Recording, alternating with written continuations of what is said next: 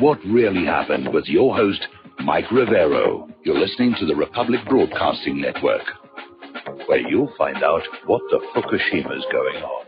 And aloha, America. Welcome to our show today. It's Thursday, December 7th, 2017. It's Pearl Harbor Day, and there are all kinds of commemorations going on down in Pearl Harbor outside that window.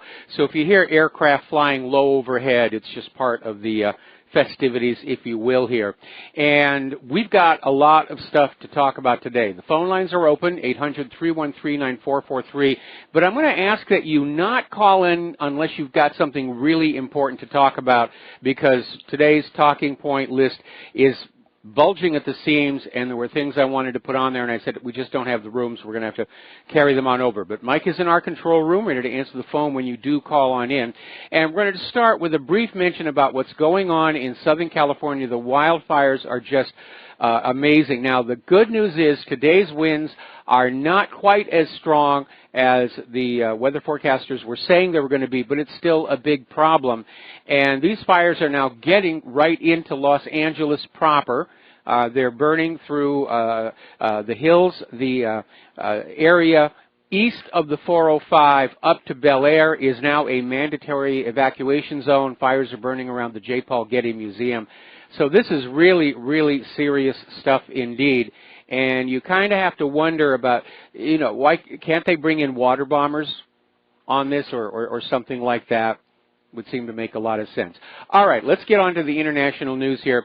The global condemnation continues for Donald Trump's announcement that they were going to recognize Israel, as Jerusalem, as Israel's capital, and eventually move the embassy there. And it's a very contentious issue, and you need to understand that every other country that has diplomatic relations with Israel has their embassy in Tel Aviv.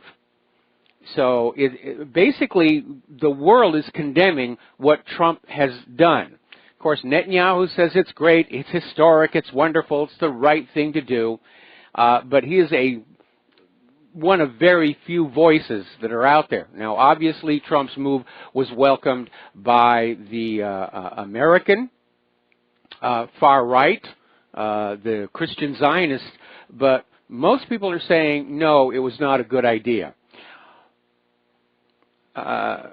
Okay, the United Nations Security Council is going to meet in emergency session tomorrow.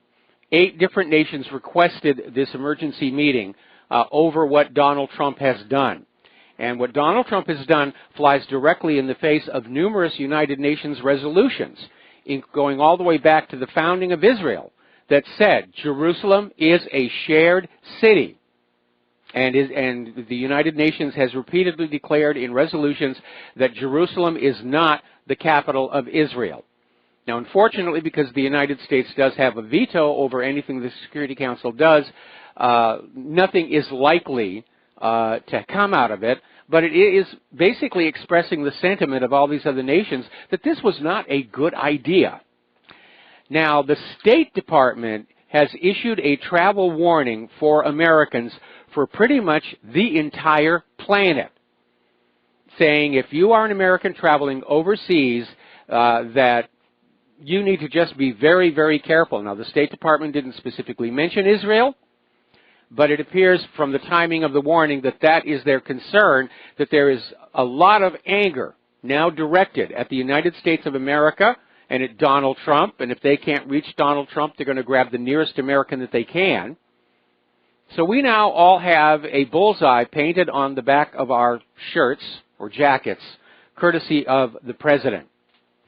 Now, the Palestinians have called for days of rage over this U.S. Jerusalem move. And by that, they mean protests, gatherings in the streets. Unfortunately, some violence has already broken out in several places around the world. So basically, Hamas leader Ismail Haniyeh said Trump's decision is a flagrant aggression, and the decision is an uncalculated gamble that we will know no limit to the Palestinian, Arab, and Muslim reaction. Muslims who are now thanks to the globalist open borders agenda, now standing within easy reach of targets in Europe and the United States of America. Not a very smart thing to have done. Now, Palestinians have clashed with Israeli soldiers in the West Bank, East Jerusalem, and Gaza, and a lot of Palestinians have been wounded and arrested. So this thing, they're already talking about a new intifada, a whole new intifada, the end of any possibility of peace, the end of the two-state solution. And Abbas is out there saying the real effect of all of this is that the U.S. can no longer mediate Israel-Palestine talks, because up until now, the U.S. was at least trying to pretend to be an impartial, objective negotiator between the two countries. And Abbas is saying, basically from this point on, the United States representatives should just sit with the Israeli table. And so the U.S. has lost that political posture within the Middle East. Nobody's going to see them as an impartial negotiator, peacemaker. I'm still thinking we may see Vladimir Putin step on in. All right, we're going to do a shout-out now to our on-air affiliates who are just now rejoining our network. Now, an Egyptian minister has come out with an interesting idea. He is saying that Arab nations should start opening their embassies in Palestine's East Jerusalem, and counter the U.S. effort by saying, well, okay, Palestine's capital is Jerusalem, if Israel's capital is going to be Jerusalem, but again, under the United Nations resolutions, they have to share the city. Of course, we know that's not what Israel wants. They want it all. Lebanon's Hezbollah has blasted Trump's decision as an outright aggression. Turkish organizations are launching wide-scale protests of the embassy move.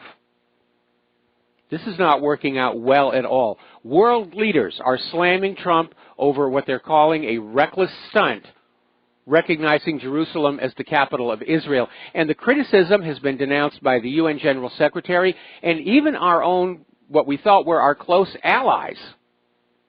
We're getting rebukes from Germany, France, and Great Britain, along with all the expected rebukes from the Muslim leaders. Now, the chairperson of the African Union Commission on the American has released a statement on the American decision to recognize Jerusalem as the capital of the State of Israel, and that is excoriating. It was a reckless thing to do. Prince Hassan of Jordan: Donald Trump's Jerusalem move plays politics with international law and our lives. People are concerned that this will be the start of a regional war. Iran is saying Trump's recognition of Jerusalem and moving the embassy to Jerusalem will spark another Palestinian intifada. That seems to be a common and growing sentiment out there as well. Now, interestingly enough, just a few days ago, the communities of Bethlehem, Beit Jalah, Beit Sahur lit up their Christmas trees. And now, because of Trump's decision, they've shut them all down. This is a protest. And this was a decision made by local officials whose leadership is majority Christian. So these are Christians who are protesting this decision by shutting off the Christmas tree lights. Now, down in Africa, in Mvezo, I hope I got that right, Chief Mandla Mandela has lambasted Donald Trump's decision and called it an act of perverse incitement and said Jerusalem will always remain the capital of Palestine. Even the Saudi royals are not on board with Trump on this one. They're saying the decision was irresponsible and that the U.S. has violated the peace process, and yes, they have. So overall, it is definitely not playing well on the world stage. All right, let's take a phone call. Bill in Iowa, aloha. Welcome to the show. What's on your mind? Thank you. Well, Israel, you know, Donald Trump has really showed all his cards now that he's playing, that he's just going to be a warmonger. He's showing that North Korea is pretty correct on. He's the one starting it, not North Korea. Yes. You know, Israel was formed. Mike, in 1947. Guess what came under attack in this country in 1948? School prayer and anything to do with any religious teachings in our public schools. Gee, that's funny how that worked out. And you know, Israel's cost us so much money and lives and everything else, and they do nothing. They never lose anybody. Boy, if they lose one Israeli or two, the world's got to know about it. But you know, the other thing is they're always after Iran. Well, remember the Shah of Iran? Yes. He was the dictator. He was the dictator that kept his people under his thumb. Yes. And they'd had enough of it. And guess who was living like kings and queens in Iran? A large Jewish population. The citizens, natural citizens of Iran, yes, had enough and threw them out, and they've been smarting over it ever since, and that's why they keep going after Iran. And it just gets a little tiring, you know, and this sound, you know, there's a big arsenal here where I live, and I was going underneath the bridge that comes off the arsenal traffic, and I seen 3 flatbed semis carrying ambulances. That's what one of their big contracts is here in this locale.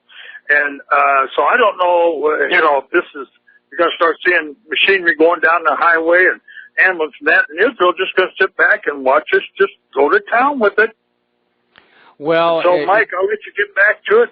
Well, go ahead. No, I was going to say, first of all, you need to understand that it was the Central Intelligence Agency that overthrew the legitimate government of Mohammad Mossadegh and installed the Shah of Iran. But there have been Jews living in Iran peacefully going back for quite a long time, and a huge increase in the Iranian Jewish population during World War II, and they've always been treated well there. But the reason Israel wants Iran smashed up is it's a regional political rival. And Israel wants to dominate the entire Middle East and eventually to own a large chunk of it, what's called Eretz Israel, or the Israel that's described in the Bible, reaching from the Nile to the Euphrates. And again, in the nuclear age, shaping your foreign policy based on the writings of some Bronze Age goat herders seems a little silly to me. It is. And you know, I'll leave you with this. For us to lose such a strong, stalwart friend of ours in the Middle East called Turkey, yes, is a big deal. I can't believe that Trump just completely turned his back on those people, and they are tough in the Middle East. They was with us. This is just really upsetting the apple cart in so many different ways. It's not only Iran's going to be broken on pieces of the whole Middle East. You know, this all started before 1980, pre-1980. There was reasonable peace, you know, relative peace between Palestinians, Jews, and this, that. And, you know, but boy, we have sure tore up Lebanon and all over there and everything just to keep the rich in this country wealthy and to break it up in 1,000 pieces so Israel can get a greater Israel. It really sickens me to see this happening. And Mike, I thank you for the time. All right, well, thank you very much. We could conceivably see all of the Middle Eastern Arab Muslim nations unite together in the face of this. This is a slap in the face. It's an insult. I mean, even Saudi Arabia is not on board with what Trump did. And so, yeah, this is another sign of America's declining influence around the world, because Trump has just seriously strained, if not broken, our relationship with countries such as Turkey. And they're already talking about, you know, the Arab nations uniting with Palestine to come on in and say, this has gone on long enough. And it really, really has. All right, we're going to go back to the phones. Dustin in New Jersey, aloha. Welcome to the show. What's on your mind? Hey, how you doing? Hey, don't forget, Turkey's the second largest army in NATO, and they also control the Bosphorus Strait. So, you know, that's right there is like a game changer. And, you know, how is this in America's best interest doing this? It just stirred up like a hornet's nest. Yeah, very of course clearly, this decision was not made in the best interest of America and the American people. It was made as a payback to Sheldon Adelson. Israel is already admitting that Netanyahu and his aides were lobbying Trump to do this. It was a very, very bad decision. And if there's one thing that we demand the President of the United States do, is consistently make good decisions that are based on what is best for the United States of America and the American people. This clearly did not fit into it. He's caused a huge amount of damage in our foreign relations. This is an even worse mess up than when Obama wrecked our relations with the Philippines over the treatment of drug criminals. Mike, the vast majority of the world hates us and half the country hates us. I mean, how is this helping anything in the world? You know, the only people who like us is the leaders we put in, the puppets like Poroshenko and stuff. No, nobody else likes us in the world because we become aggressive. I mean, I don't understand this whole, where this is headed. And then you get Nikki Haley saying, like, we might not go to the Olympics. You know, well, the Russians aren't going, most likely. Yeah. So if we're not going, gee, what's that going to do to the South Korean economy? What about all those corporate sponsors? You just wrecked South Korea without North Korea firing a shot. It is insane. It is insane. And you're absolutely right about the impact, because if Russia is banned from going to the Olympics and the U.S. Doesn't go because they're concerned of a North Korean attack, it makes the games rather pointless to watch.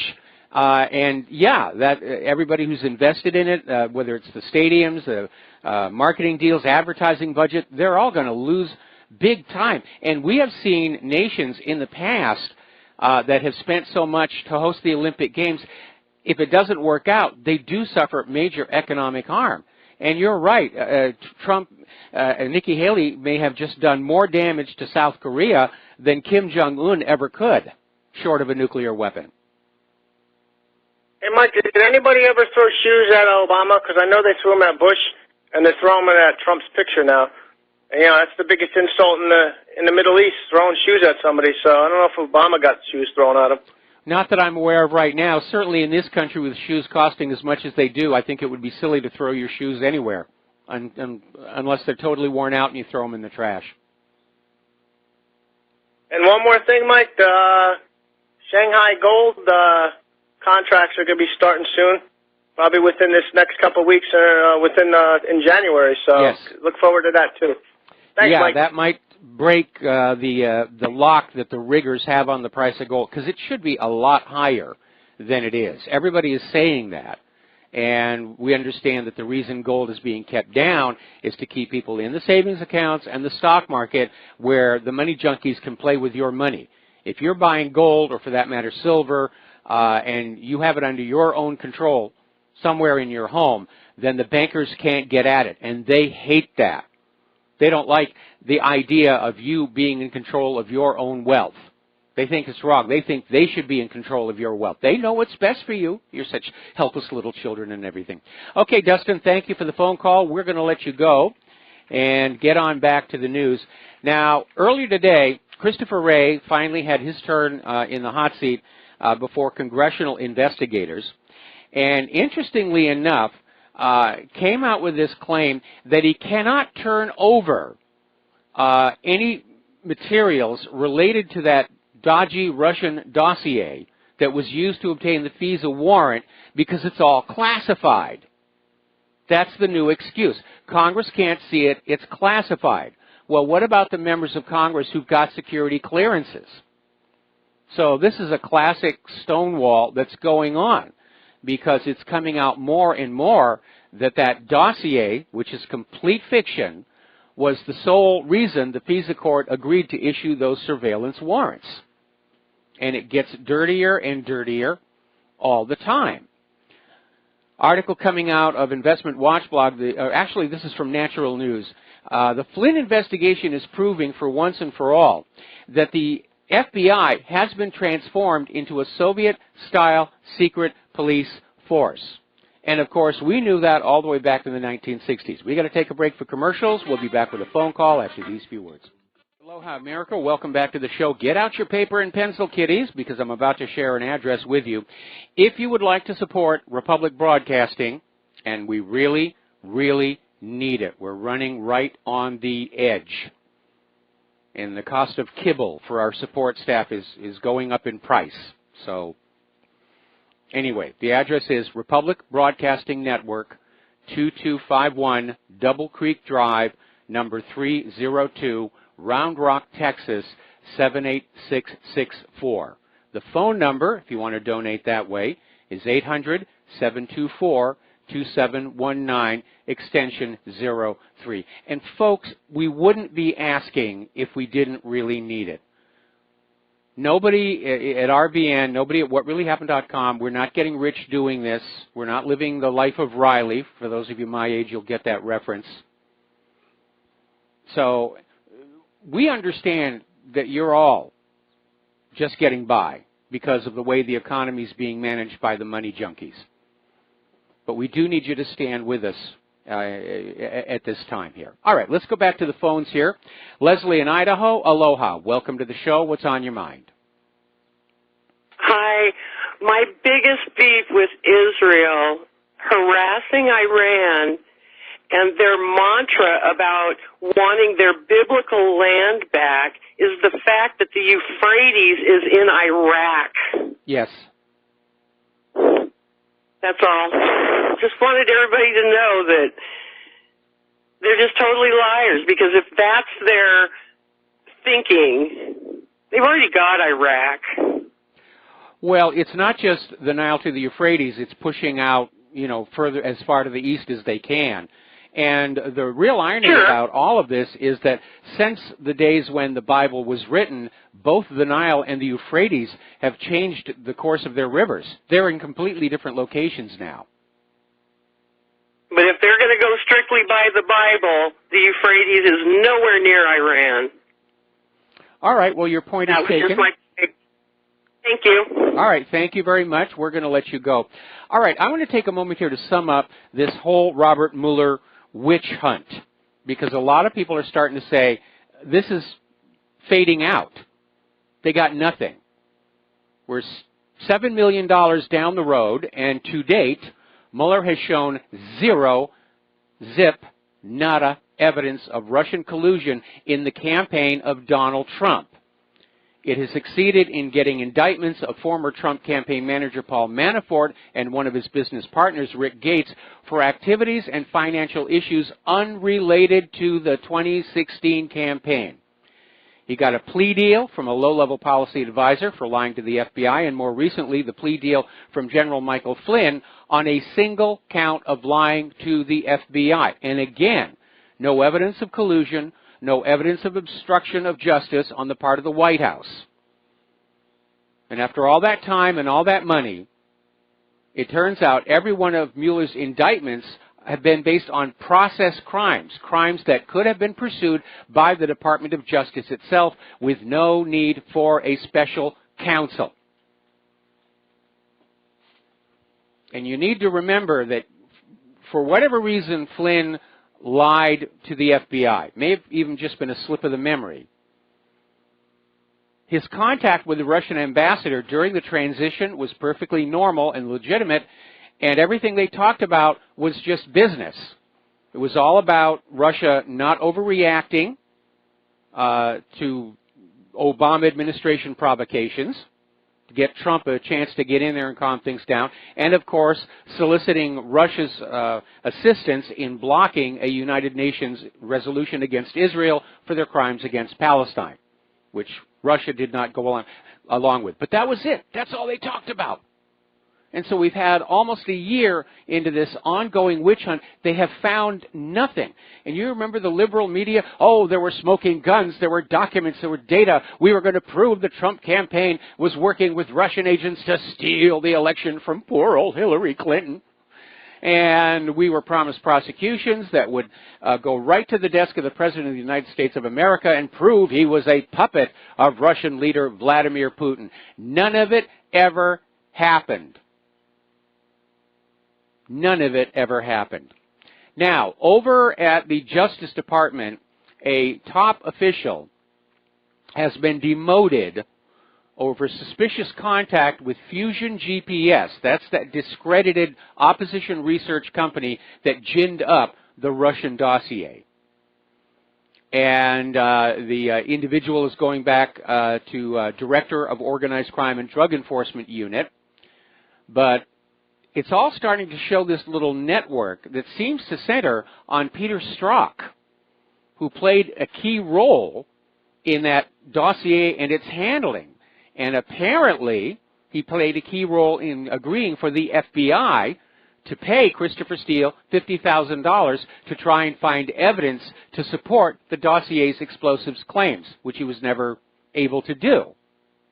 And even though the FBI was uncomfortable with the validity of what Steele had claimed, they still moved forward and used that document to obtain a FISA warrant.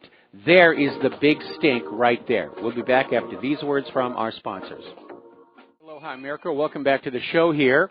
And apparently during this morning's session with Ray testifying before congressional investigators, Representative Jim Jordan kind of pushed him on this issue of the anti-Trump dossier. And, of course, as we reported earlier in the show, Ray came on back and said, well, we can't tell you about how the dossier was used to obtain the FISA warrant because it's classified, without saying who classified it and why Congress can't look at it. But Jordan basically ended up saying that there needs to be another special counsel to be appointed to investigate how this warrant against Carter Page, former advisor to Donald Trump's campaign, came about. And Jordan said the only logical way to get to the answers to the American people is to appoint a second special counsel, and if the Attorney General is not going to do it, frankly, I don't think he should be the Attorney General. So the battle lines are being drawn up. And apparently this dossier, unproven and eventually discredited, was the backbone of the request for a FISA warrant. And apparently this Peter Strzok was in the middle of all of this. So bit by bit, it's coming on out. All right, let's take a couple of phone calls. Joe in Rhode Island, aloha. Welcome to the show. What's on your mind? Thank you, Mike. The Dome of the Rock, Mike, what effect would this have on the Dome of the Rock, the people that are controlling it right now?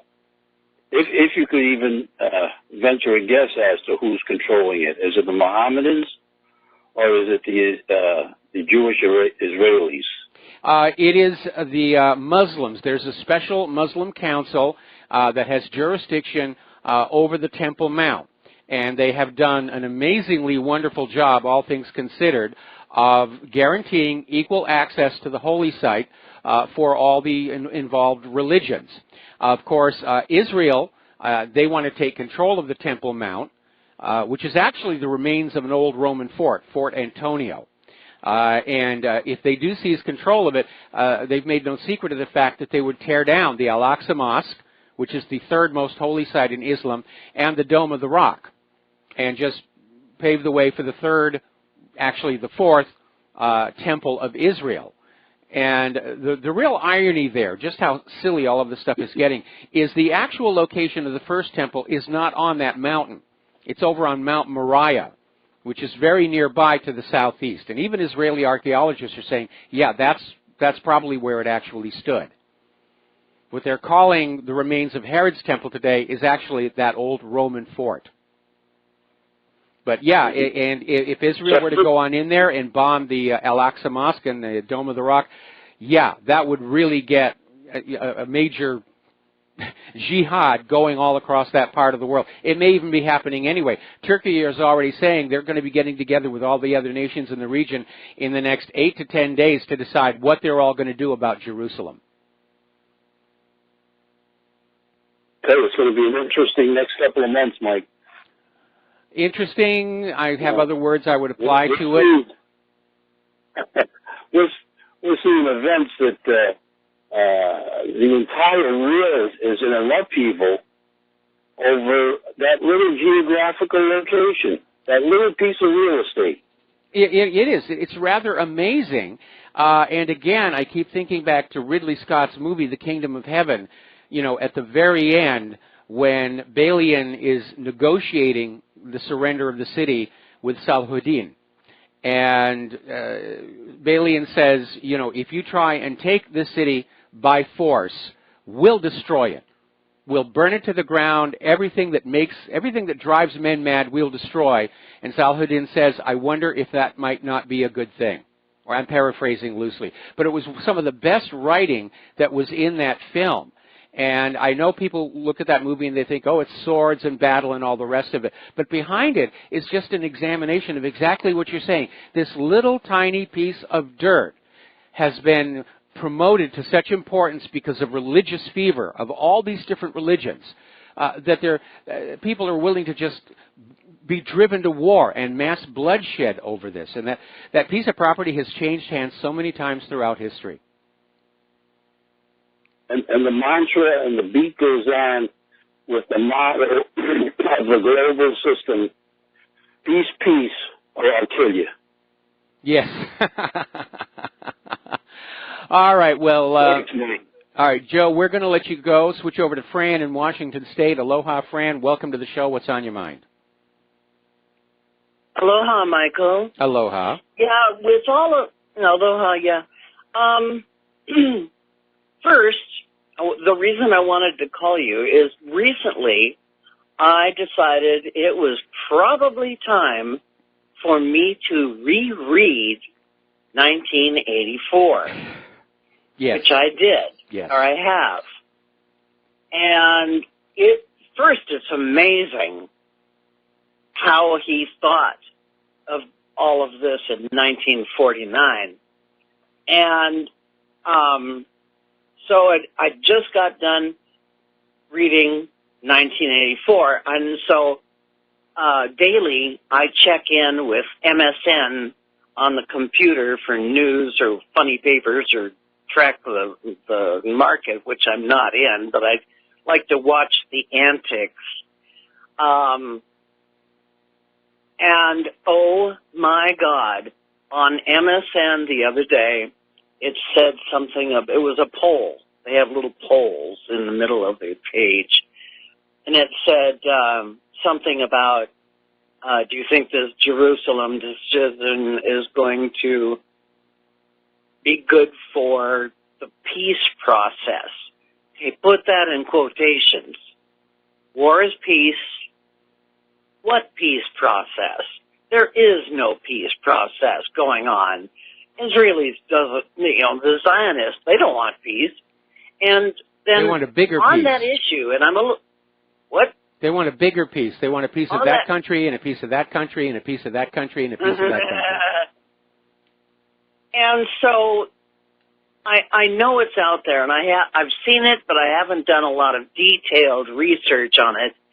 But the area that the Israelis, the Zionists, are trying to occupy, the entire area was Palestine. Yes. And there's a map online, you can access it to show the increasing Israeli encroachment, land theft. Let's call it what it is, land snatching. Yeah. And then at the tail end, and I can do this research offline, but I just wanted to, whose bright idea was it to plunk whatever that was that became Israel right in the middle of Palestine? Well, that goes back to the Balfour Declaration, which was rather dubious because it wasn't exactly Great Britain's right or authority to start giving away other people's lands. But the Zionists have always wanted Israel because it's their holy land, it's their home. Believe it or not, in the years just before World War II really got underway, Hitler had a lot of support from Germany's Jews, and they were working on a deal where if Hitler won World War II, he was going to give them Madagascar, the entire place, which is a lot larger and a lot easier to farm than Palestine. But the Zionists wanted Palestine for religious reasons, and in fact, they blocked any effort to allow Jews to escape to any place else on earth other than Palestine to try and build up that whole issue. Oh, it's terrible. Anyway, I just thought that this doublespeak, well, it's that quote-unquote peace process is doublespeak, and it's right in our face right now, today. Yes. You know, George Orwell, God only knows how he came so close. We're not quite there to a dystopian, but we're sure headed in that direction. Oh, we're definitely getting there, and Orwell, basically what he did was he studied very closely the behavior of the governments in World War II and simply extrapolated forward. And he wrote the book as a warning, not as a how-to manual. And the delicious irony right now is that if you visit George Orwell's home, it's an historically preserved monument, and right outside his home, right next to the plate that says Home of George Orwell, there's now a pole with security cameras all over it. Ah! Okay? Okay, then. Have a great day, Michael. All right, Thanks same for to all you. you do. Thank you for the phone call. We're going to let you go and switch over to Kevin in West Virginia. Kevin, thank you for waiting so patiently. What's on your mind? Hey, Mr. Mike. I was wondering if you had heard the Secret Service investigating Phil Mudd, Clapper, Brennan, and Comey for their recent, and when I mean recent, a few months ago, about how they've been coming on TV and talking about how they're going to take Trump out extrajudiciarily. I was wondering if you had any more information about that. No, I really haven't been paying attention to that, and it is actually a crime just to threaten the life of the president, and so these people ought to be investigated. And, for those of us who still hold out hope of a restoration of the republic, it is important that we continue to play within the rules. And Donald Trump is the elected president of the United States of America. He's unfortunately dealing with a government machine that is wholly opposed to him. They wanted Empress Hillary, but he is the president, and you do not threaten his life. You do not actually try and take his life. I know some people think that's a good idea, but the Secret Service hopefully will be able to intervene unless they're interfered with, as was the case back when John F. Kennedy was killed. Right. I mean, I had recently heard that the Secret Service out of D.C. was investigating the people that I had mentioned, which needs to happen. Yes. But, these people were obviously, coming out and saying this on the TV, the whole thing with Caffrey Gifford and the severed head and the Julian Caesar play, with, having somebody dressing up as Trump. I was just wondering, like I said, is this recent? Or is, anything else, or is this being done hush-hush, just so, they can catch whoever it is or do it without having it blowing up in their face? Well, I imagine probably, first of all, the Secret Service doesn't broadcast what they do. Second, I don't think the corporate media, which was basically allowing these people to get on the airwaves and talk about the assassination of the president with impunity, they're not going to want to cover the story. But again, anybody who threatens the life of the president, you're going to get investigated. And what Kathy Gifford did, at the very, very least, even if they weren't being serious about attempting a real assassination, it still comes down to incitement. And it's not how you have a mature adult discussion in a republic. You have two opposing parties, each presents the arguments for their case and allows the audience to decide. And ever since Trump won the election, we've had this liberal attitude of we're just going to scream at you and pound on you and terrorize you until you see the world our way. It's almost like we've gone back to the days of Chuck Colson, who was that notorious Nixon White House aide, was known for having this slogan in a frame on his wall: when you've got them by the balls, their hearts and minds will follow. And that almost seems to be a modus operandi that has returned to American political discourse. Yep, totally agree. And Chuck Scarborough ought to kind of be careful, because I had hear they're opening up that investigation with the dead intern back in 2001. So I don't know if he's shaking in his boots whenever he's on screen with Miko, but he ought to be. Well, you know, it's interesting you'd mention that because one of Conyers' accusers made an interesting comment that when Conyers was hitting on her, that he mentioned he had inside information on what happened to Chandra Levy, which the victim took to imply a threat, at which point she ran. So the ghost of Chandra Levy is now rising up in the middle of all of this mess. But again, I'm looking at the people who are being accused among the Democratic ranks. And at first I thought this was just blowback for what they tried to do to Judge Roy Moore. Now I'm not so sure, because the people who are being targeted for removal from Congress with all of these sexual assault allegations are name players who would potentially be candidates in the 2020 primary race. So somebody somewhere is trying to clear the field. And that's why I'm going to make a prediction here that Hillary Clinton is seriously going to try and run again in 2020. Absolutely, and I think you're spot on target. Absolutely. I mean, and I hope that, like you keep bringing up Vince Foster, I hope the ghost of Vince Foster comes back and bites her hard. I mean, with the whole uranium wine and dossier gate or PP gate, whatever it's called, and, you know, the primary gate, I mean, stealing it from Bernie. This has got to come to a head sooner or later. And I heard you mention earlier with the Attorney General Sessions, he needs to be fired if he's not going to do his job. I agree with you 100%. They need to get somebody in there that's actually going to prosecute. I mean, let's get Larry Klayman in there. Larry Klayman for Attorney General, or Tom Fitton, or Alan Favich. They'll do the job. Absolutely. Well, that's all the time I wanted to bring up and what I wanted to talk about with you today. I hope you have a great and wonderful day and a great rest of the show. And, you know, hopefully this nightmare, like I keep saying, ends sooner or later.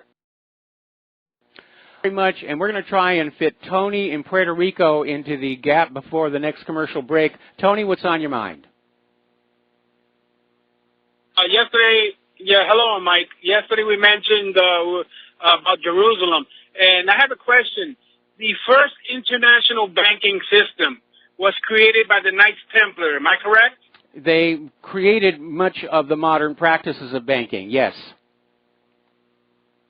Okay, that's it. Thank you, Mike. All right, well, thanks an awful lot. We're going to let you go. Now, getting on back to the news here, Senator Franken had his little speech saying he's resigning, but he hedged his bets and said that he'll actually leave the Senate a few weeks down the road. So maybe he's hoping for a last-minute Hail Mary save from disgrace. All right, we're going to take another break for commercials, and we'll be right back.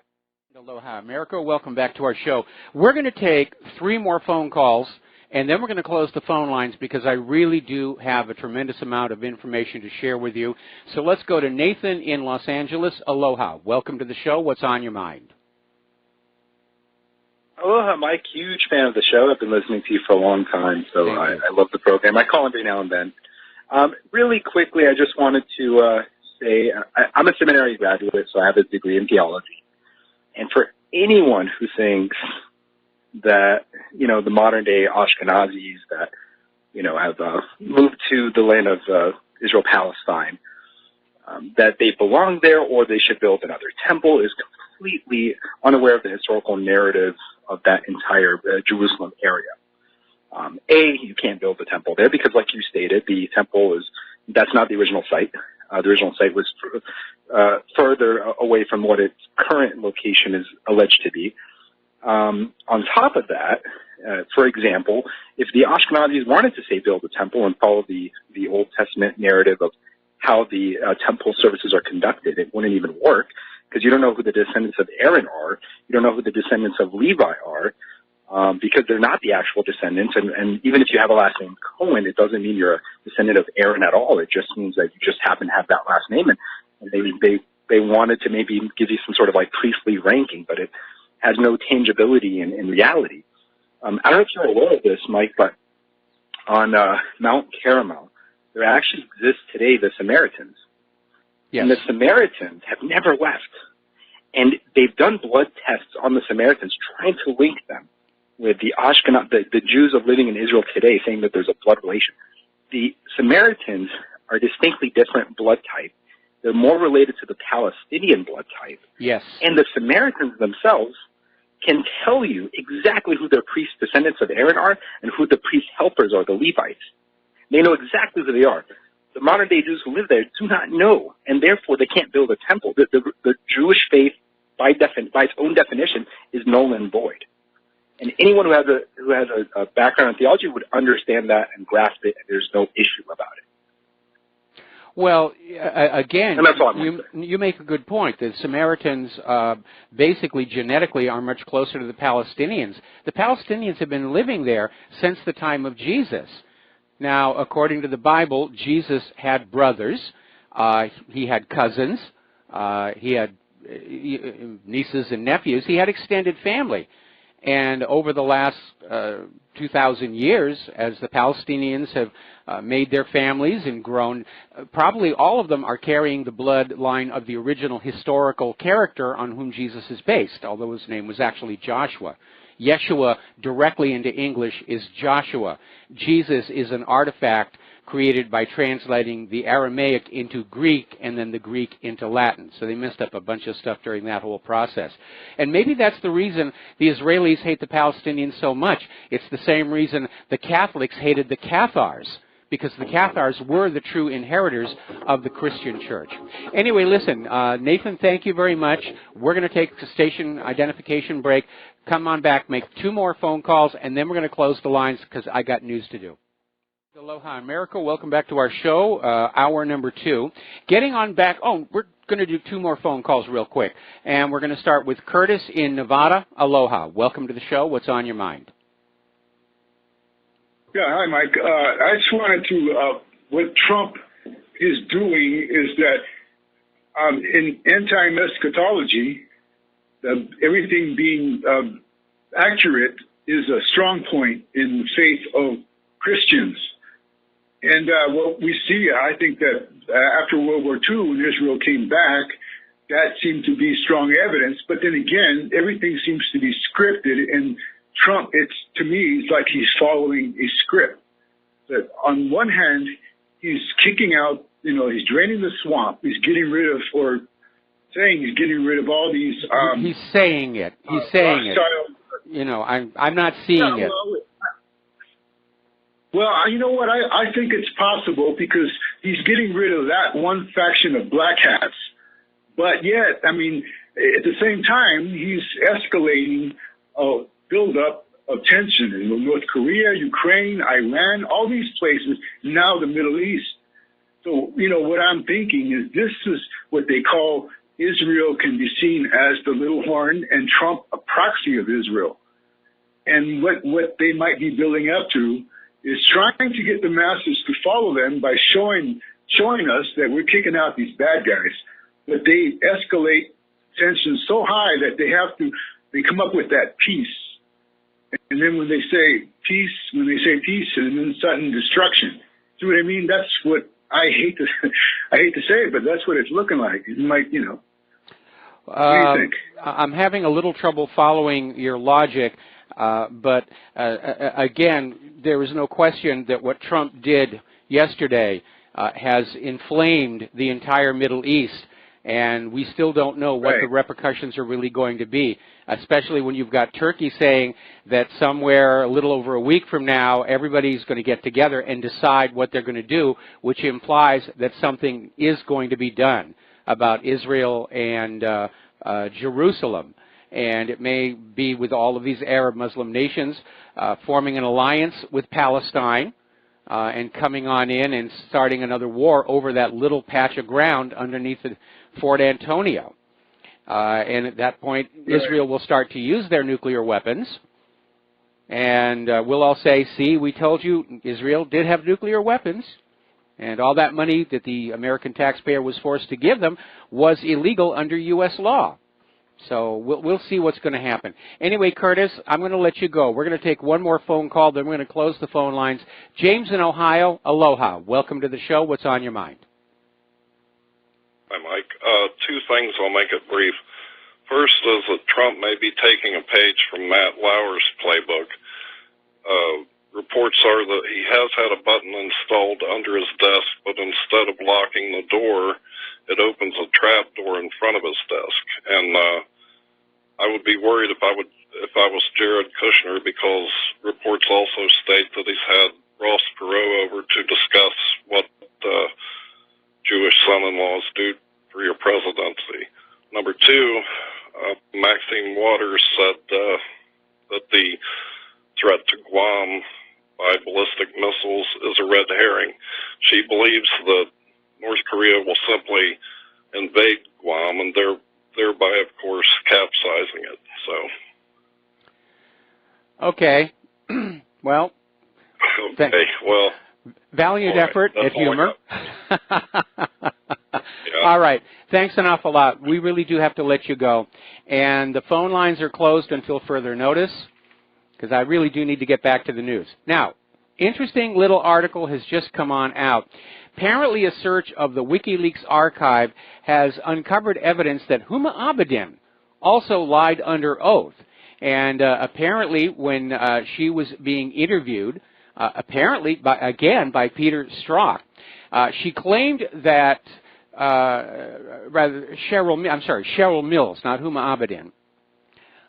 Cheryl Mills came on out and said that she was completely unaware that Hillary Clinton was using a private server until after Hillary Clinton left the State Department. And this was in 2016, she said this. But WikiLeaks has discovered an email that Cheryl Mills received and then forwarded back to herself so she could save it. And basically the email says right at the bottom, sent using the U.S. Department of State BlackBerry server. Now, the reason this is important is because the State Department itself does not really get into using what's called these virtual BlackBerry networks. Cheryl Mills did and Hillary Clinton did. But the U.S. Department of State doesn't really have a BlackBerry server itself. It was set up. And again, there are indications Imran Awan and his associates may have been involved in this as well. Now, again, behind the whole Hillary Clinton email server scandal, I have been asking a very significant question. Based on the prior events of 1994, the Chinagate scandal, in which then President Bill Clinton used his authority as president to authorize the sale of militarily sensitive technology to China, and at the same time Chinese money was funneled through Chinese American citizens into Bill Clinton's re-election campaign. It is reasonable to ask the question, was Hillary Clinton selling U.S. secrets to foreign parties using her weak email server to deliver the information and her charitable foundation to collect and launder the money? And then after that comes another question. Because of the Imran Awan scandal, investigators are now saying it appears there was a massive spy operation going on right inside the Capitol building. Spying on the representatives, spying on the senators. What is not being dealt with right now is who basically set that up, who the Amrans were working for. Was it an extension of Hillary Clinton's spy operation? And that's why this is getting really, really touchy. We're going to do a shout-out now to our honor affiliates who are just now rejoining the network. Now, here's an interesting story, and this came out of Pop News Magazine, and it has to deal with the fact, and we all know that this happened. Remember when James Comey was handing out all of these immunity deals to all of Hillary Clinton's associates in exchange for turning over their electronic devices.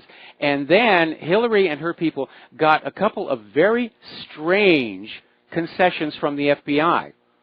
The first concession was that the FBI agreed they would not search any emails after January 31st, 2015. Now that's significant because that's when the story about the private server broke. And so any emails that would have proved an attempt to obstruct justice on that issue would have been on these devices after January 31st. But the FBI said, no, we're not going to look there. And the second concession was that the FBI agreed that once they had gone through the emails and other data on these devices, they were going to be destroyed so that nobody else could look at them. Can you say cover up? I knew you could. So we're starting to hear talk about an investigation into just how the FBI and the Department of Justice under Obama handled the email server investigation. And as we get deeper and deeper into it, we find that the FBI basically destroyed the evidence that the new investigators would need. Now, last year, Judicial Watch uncovered documents showing that when Huma Abedin was under oath, she testified that the secret private email system was all Hillary Clinton's idea. Remember when Hillary was trying to play dumb about computers? Oh, I don't know about computers. What do you mean wipe the drive? You mean with a dust cloth or something?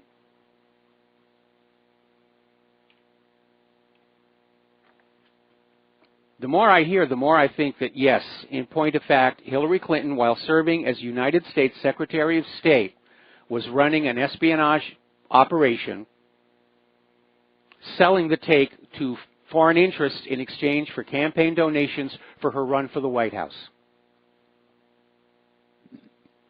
Now, here's another interesting little story, and this goes back to Harvey Weinstein, because when the Clintons were out there campaigning back in 2008, and Weinstein was out there throwing fundraisers and donating a lot of money and these flashy parties and everything, basically Bill and Hillary Clinton's team were warned repeatedly about Harvey Weinstein from Lena Dunham and Tina Brown, and basically said, you've got to know, Harvey's a rapist.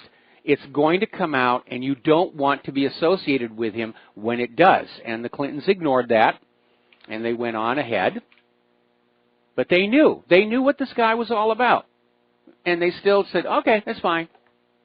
I mean, I guess from Hillary's point of view, you know, what's the difference between Harvey Weinstein and what Bill was doing? She could live with it with Bill. She could live with it with Harvey.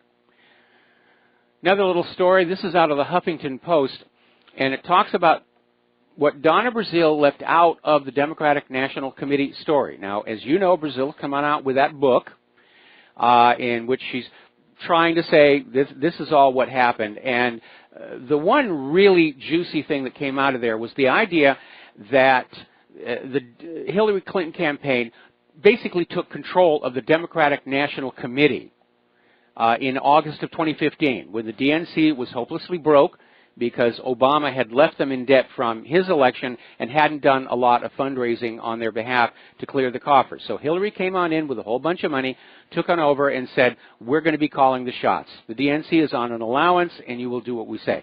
That's Donna Brazile's story, and that was considered a shock.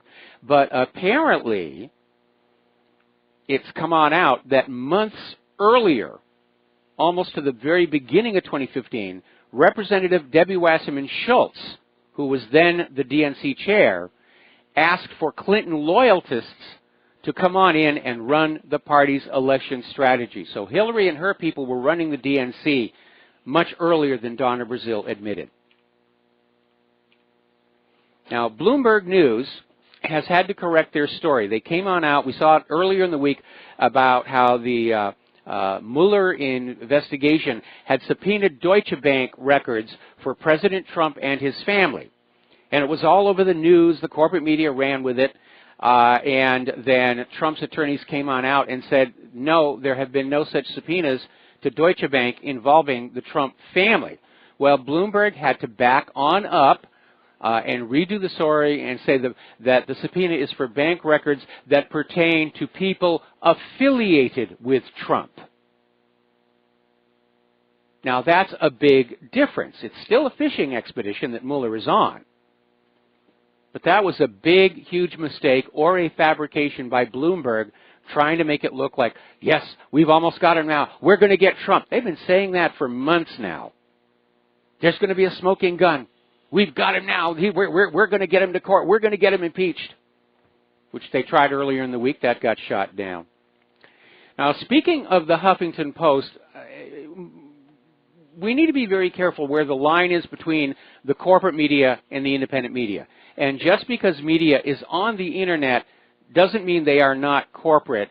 And according to a Tuesday report from The Outline, news outlets such as Forbes, Fast Company, and the Huffington Post take payments from corporations in exchange for positive coverage.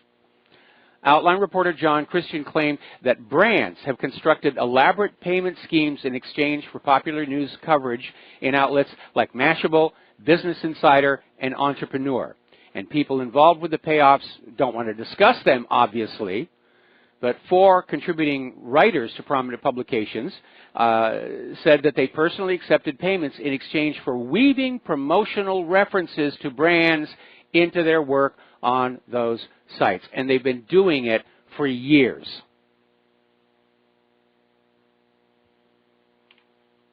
So, another story, this one out of True Pundit, as long as we're talking about sexual harassment and Al Franken stepping down and Weinstein and all the rest of it. Apparently, when Robert Mueller and then James Comey were heads of the FBI, they were dealing with a surging and troubling amount of sexual misconduct complaints filed by violated female FBI agents.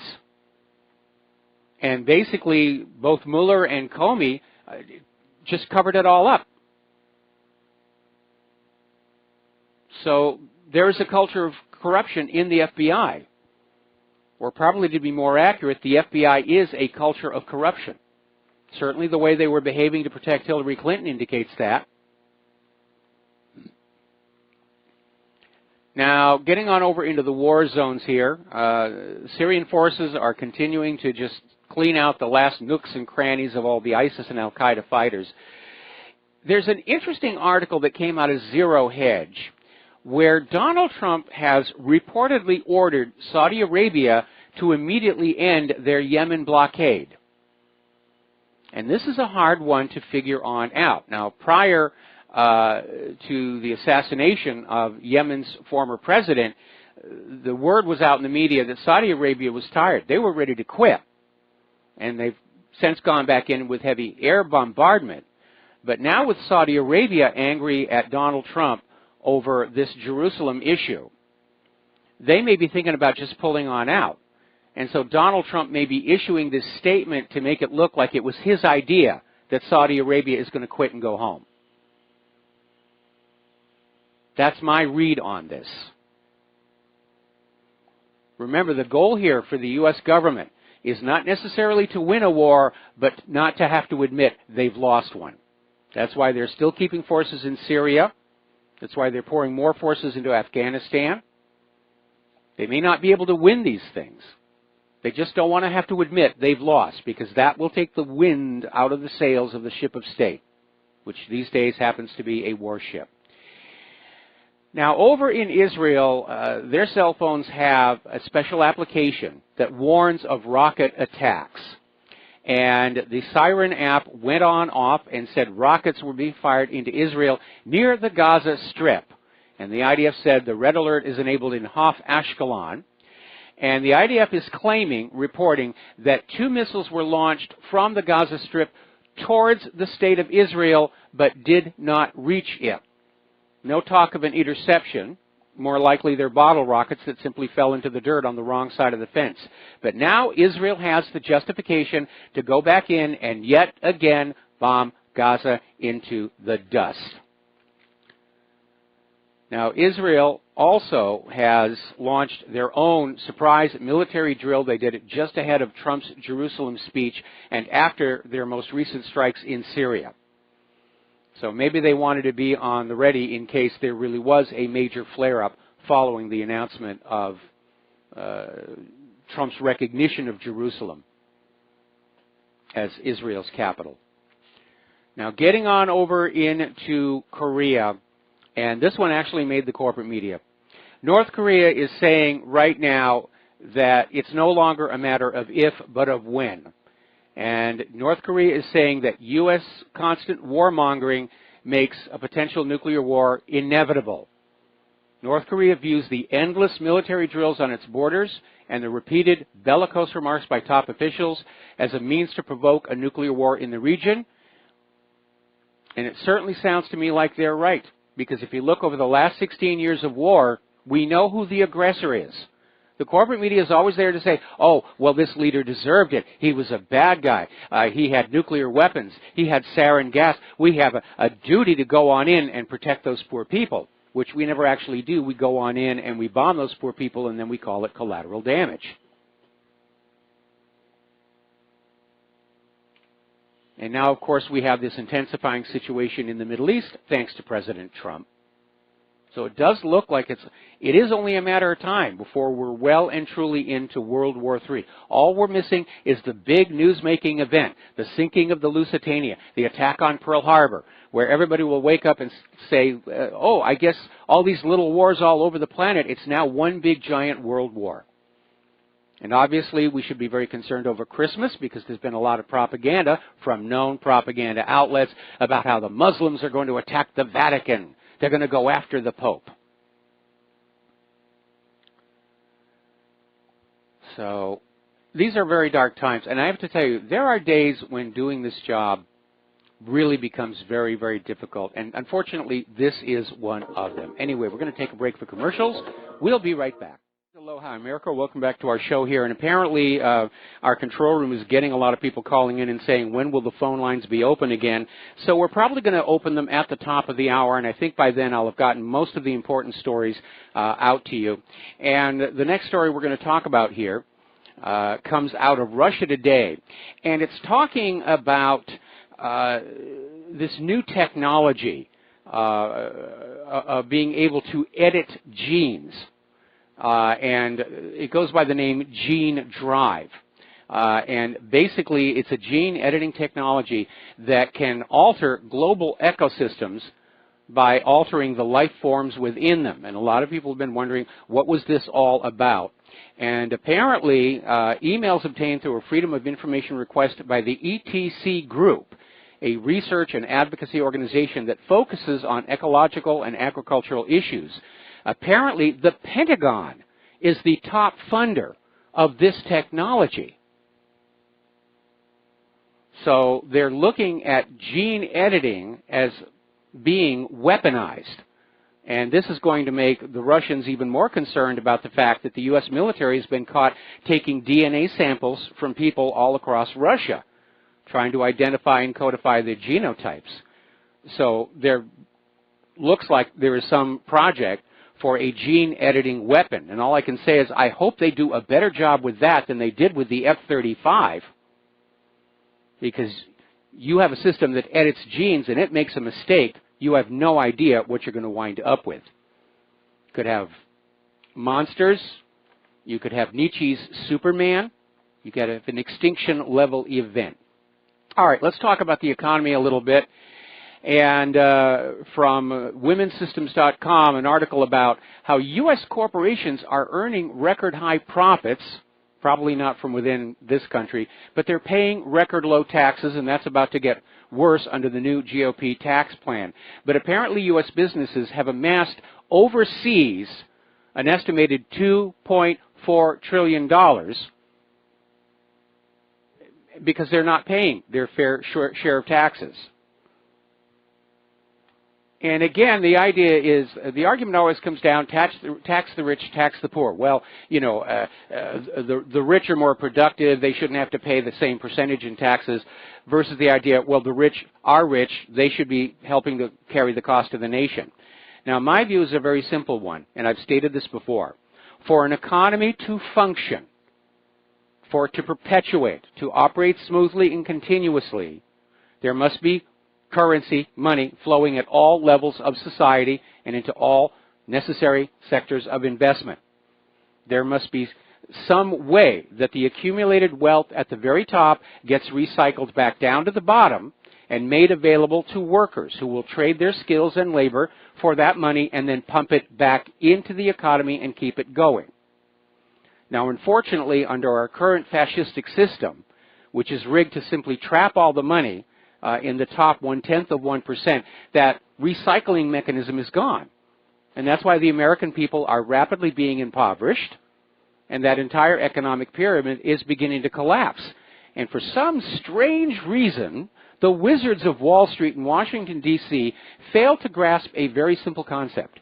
Before you can get money from the people, You have to create a situation in which those people can earn that money to begin with before they give it to you.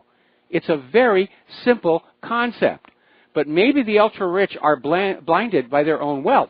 They're looking around and saying, well, things are good for me. They must be good for everybody else. It's not true. It's like Buddha when he was raised in the royal palace.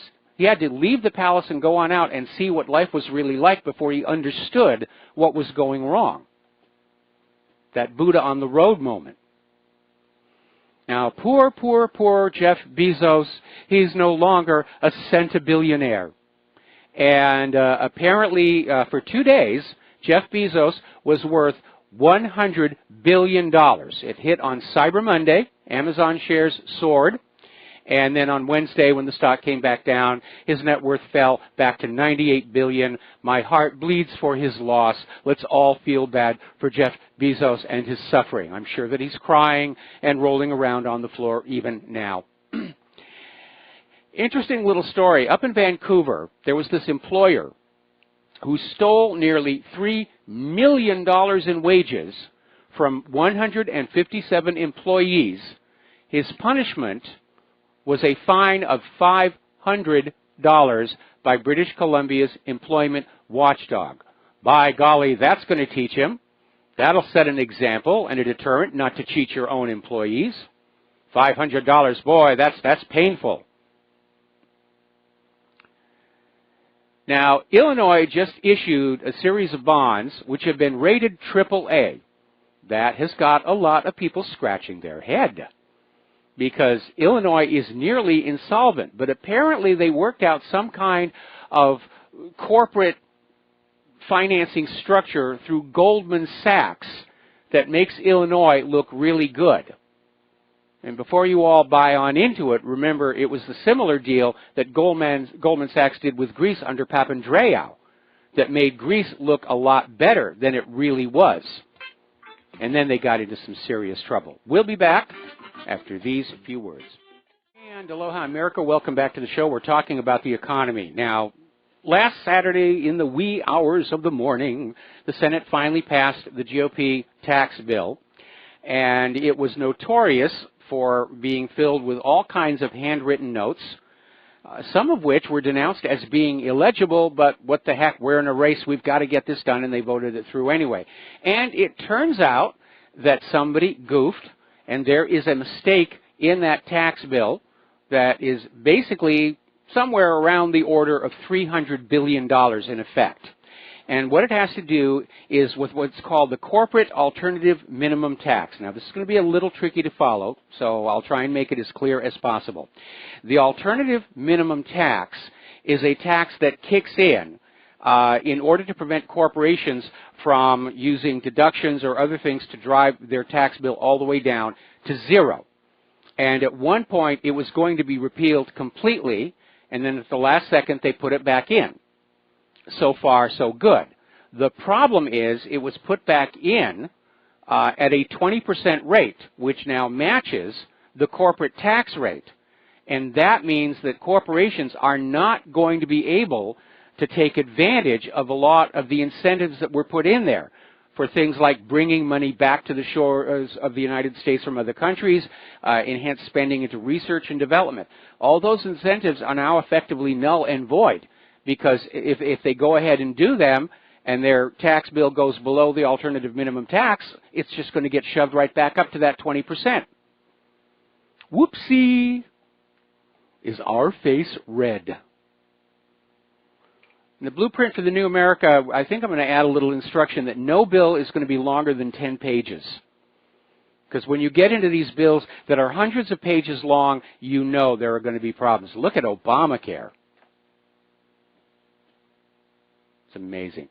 Now, online GameSmart Steam has stopped accepting Bitcoin payments. And apparently the service is concerned with Bitcoin's volatility, and they say it just makes it too hard to use.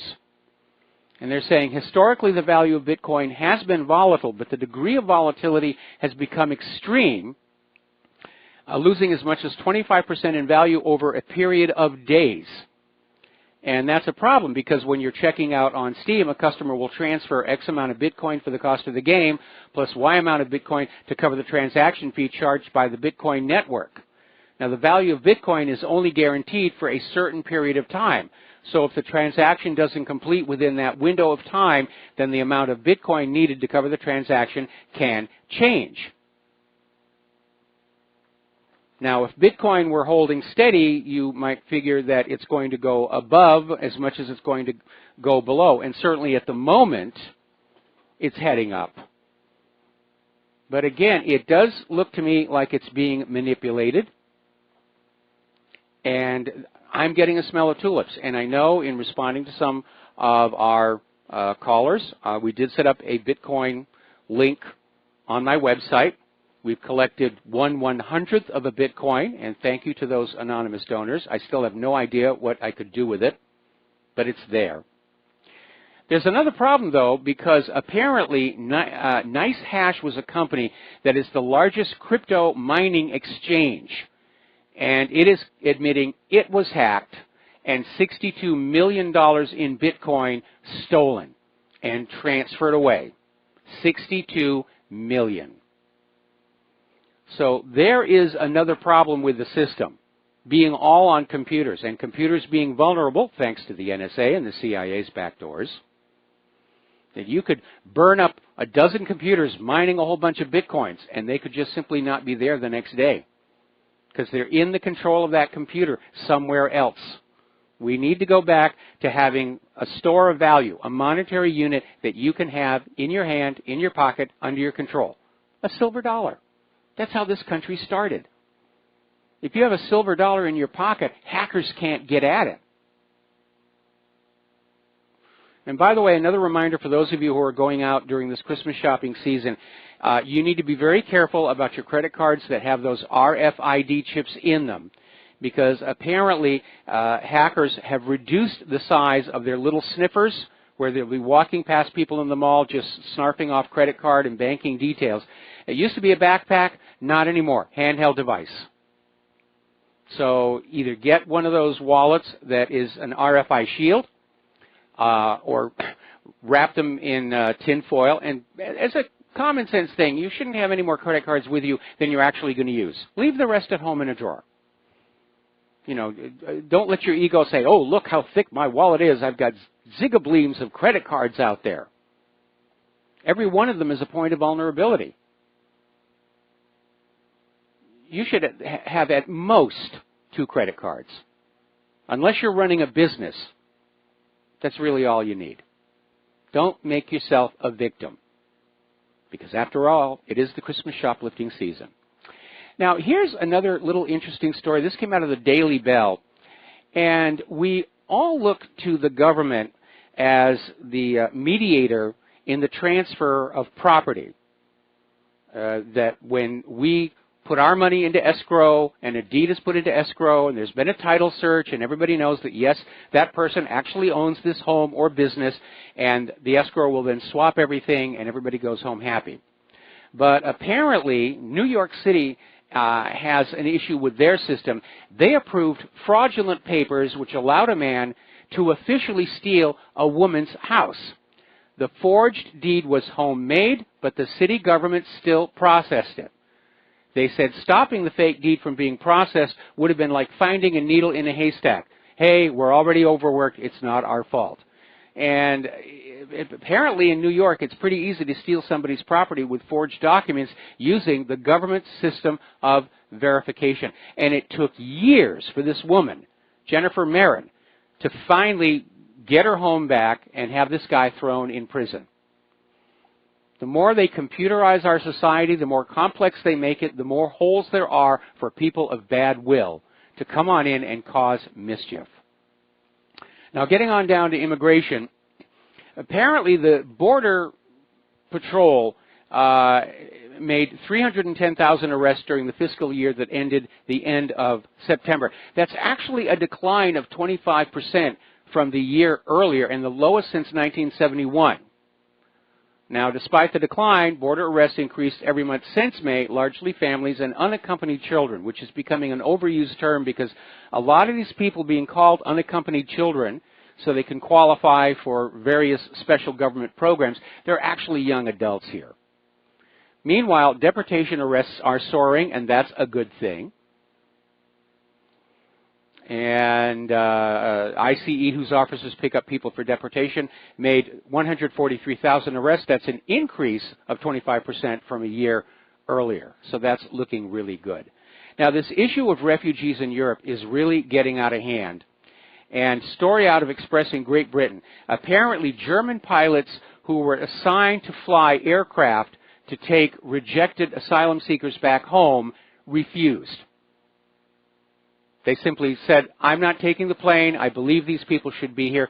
200 flights were grounded because the pilots refused to fly these failed asylum seekers back home.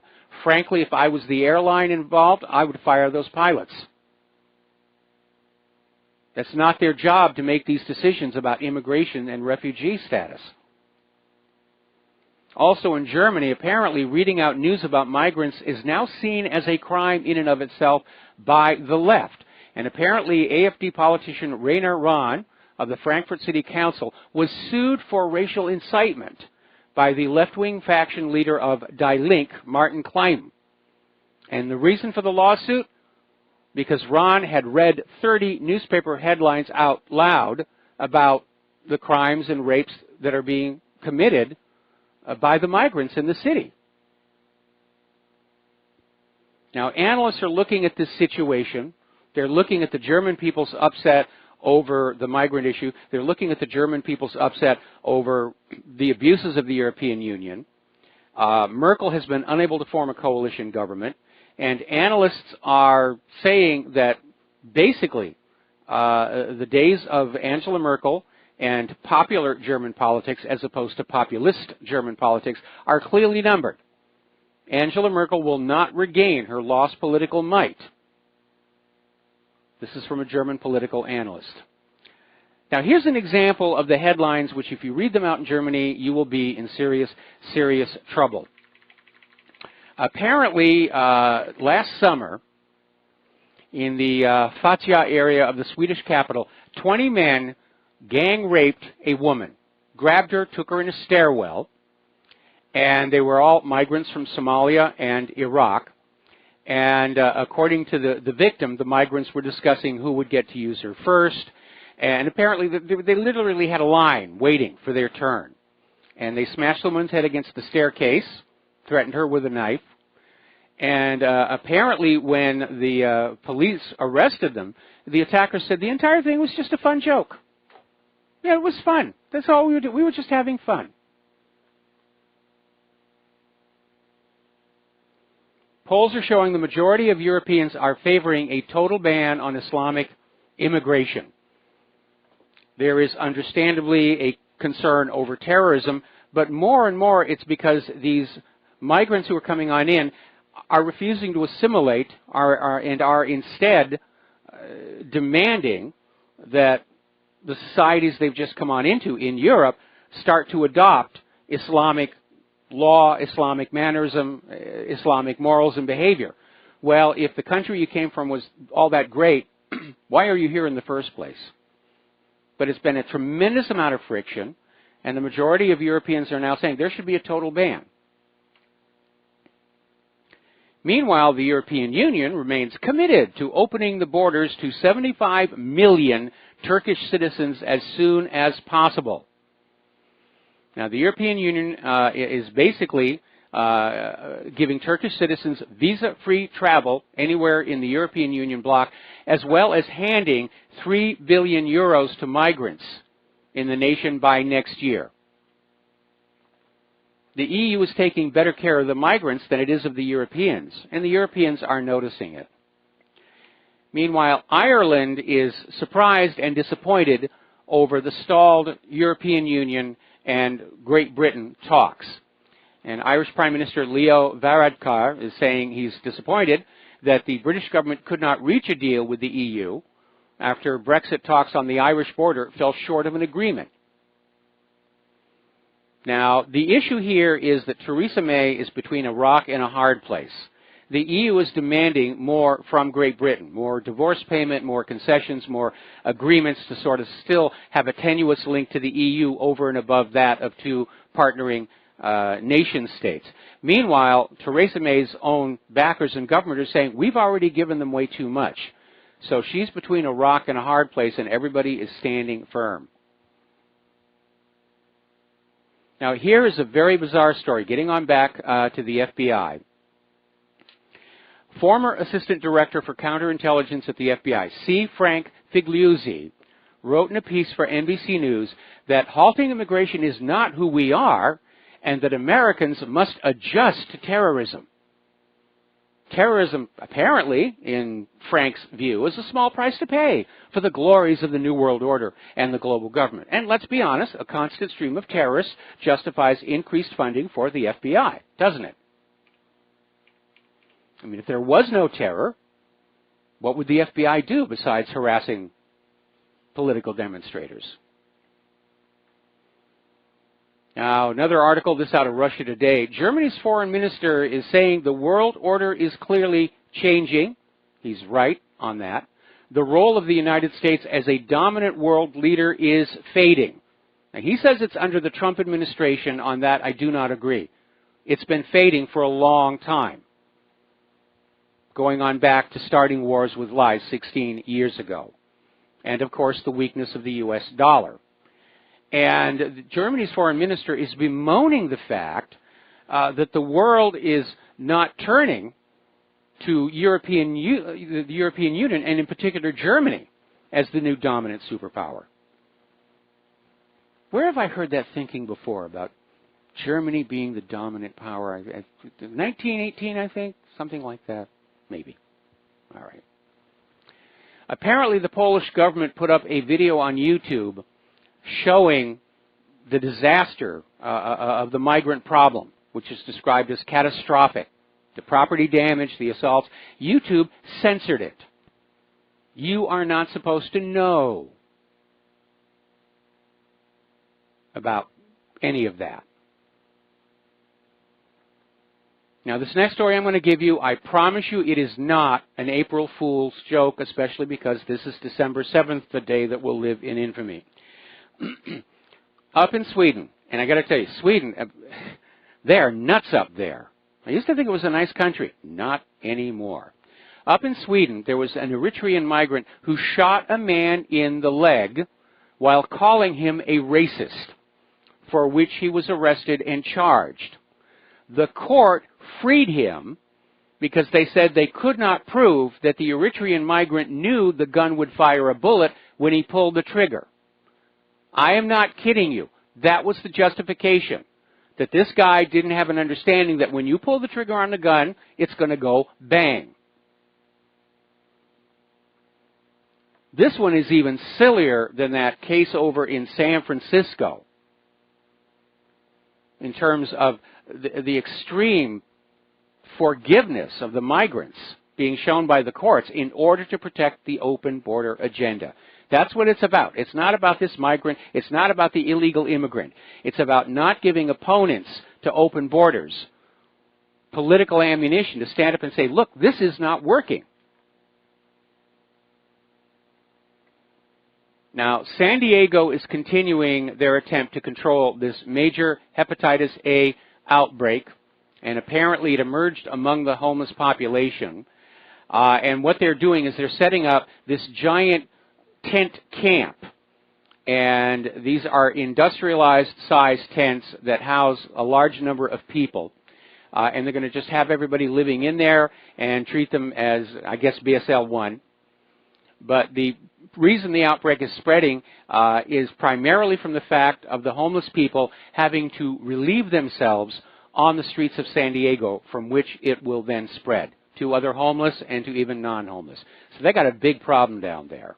All right, we're going to take another break for commercials, and we'll be back after these few words.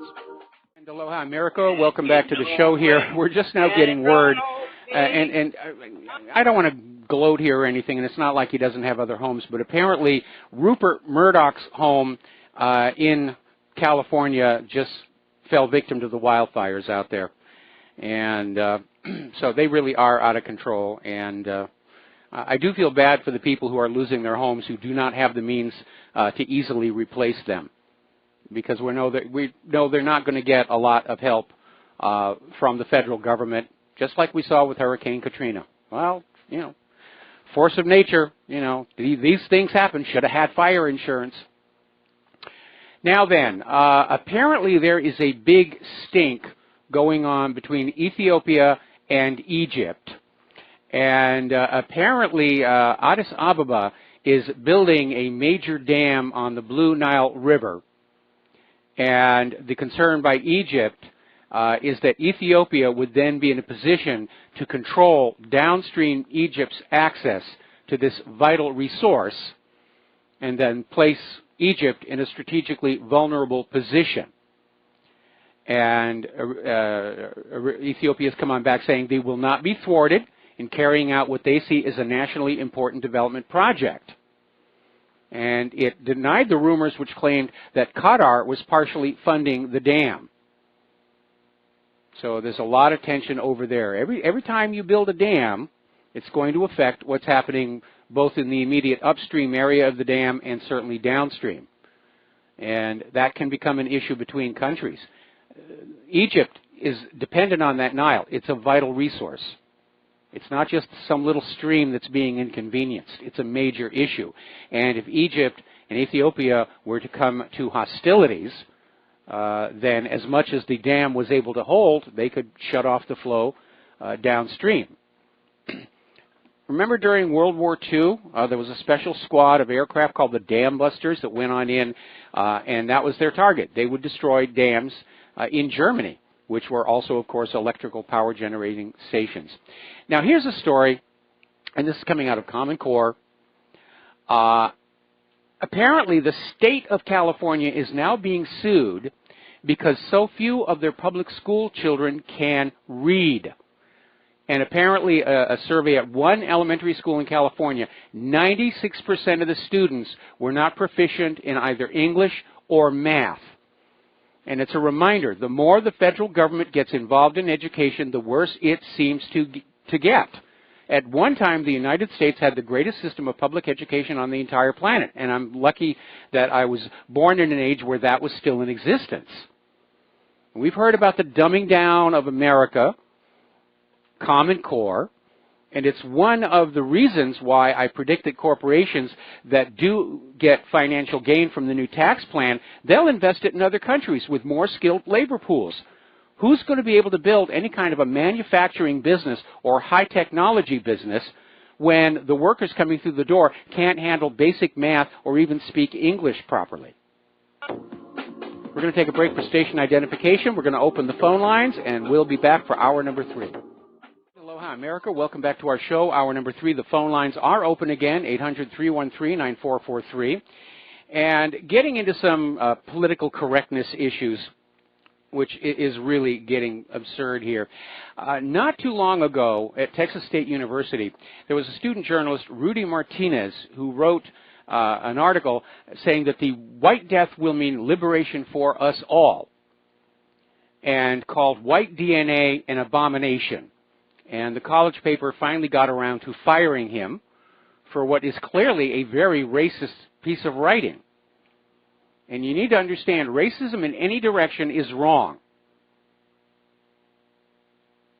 You don't end racism by being racist in reverse. You just build up the anger and the angst. Now, apparently over at Notre Dame, there is a movement there to remove the racist artwork of murals showing Christopher Columbus because of the way he exploited the New World and traded in slaves. But again, it's like these people who want to diss Thomas Jefferson for owning slaves. We cannot judge figures who are long dead and gone in history by the standards we hold today. We have to judge them by the standards that were in effect at the time they were alive. When Thomas Jefferson was alive, slavery was legal and accepted. We understand today it's wrong, and if we found somebody today that was owning slaves, we would be justified in condemning them. But we really do not have a right to try and condemn people long in the past because they had a different set of values than we do. That's being very intolerant. Now, here's a classic case of the snowflakes eating their own. Apparently at the University of Missouri, Kansas City, the university administrator has slammed their LGBTQ center for being too white. So you have this center that is supposed to be all-inclusive to all these people who don't really have a clear idea of what gender they are or whether they even have one. And now they're being criticized because they don't have enough people of color in there.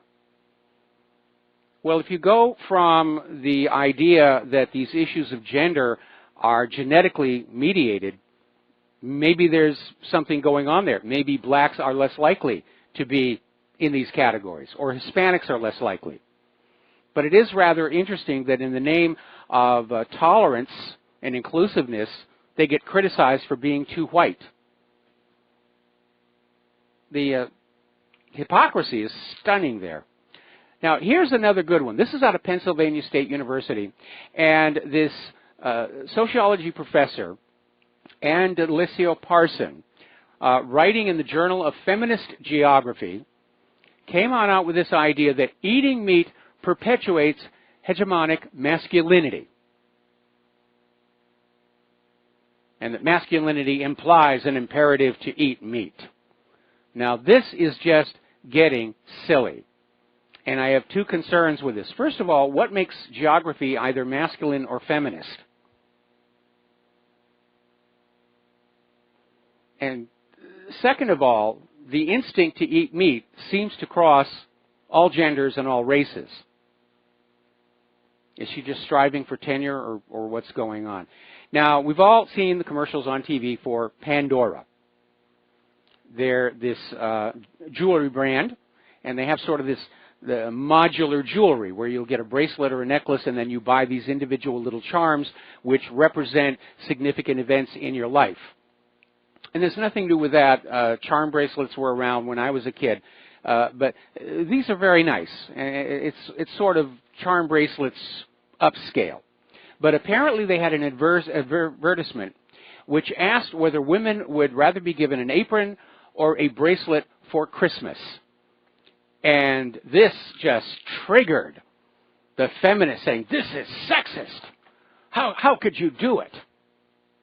And apparently a variation of the ad was an iron, pajamas, an apron, or a Pandora bracelet. What do you think would make her happy?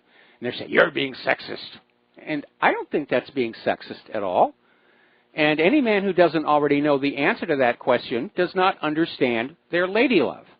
Now, Claire and I have been together for a long time. We just celebrated our 23rd anniversary. And over the course of the years, I have given Claire an iron, an apron. It was a nice one from Warner Brothers. It's got the characters embroidered on there. Pajamas and jewelry. And I can tell you just in a very objective way that the response to the jewelry was definitely much more intense. So, guys, if you haven't done your Christmas shopping yet, a little bit of guidance from me. But we seem to be in this area where these liberal snowflake groups are so desperate to keep themselves in the news that they're becoming caricatures of themselves.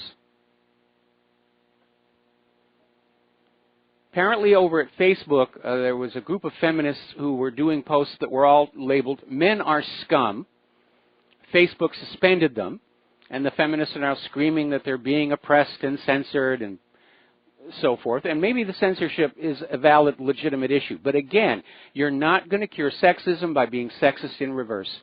Where has people's common sense gotten to over these last couple of decades? The cure to an evil is not more evil.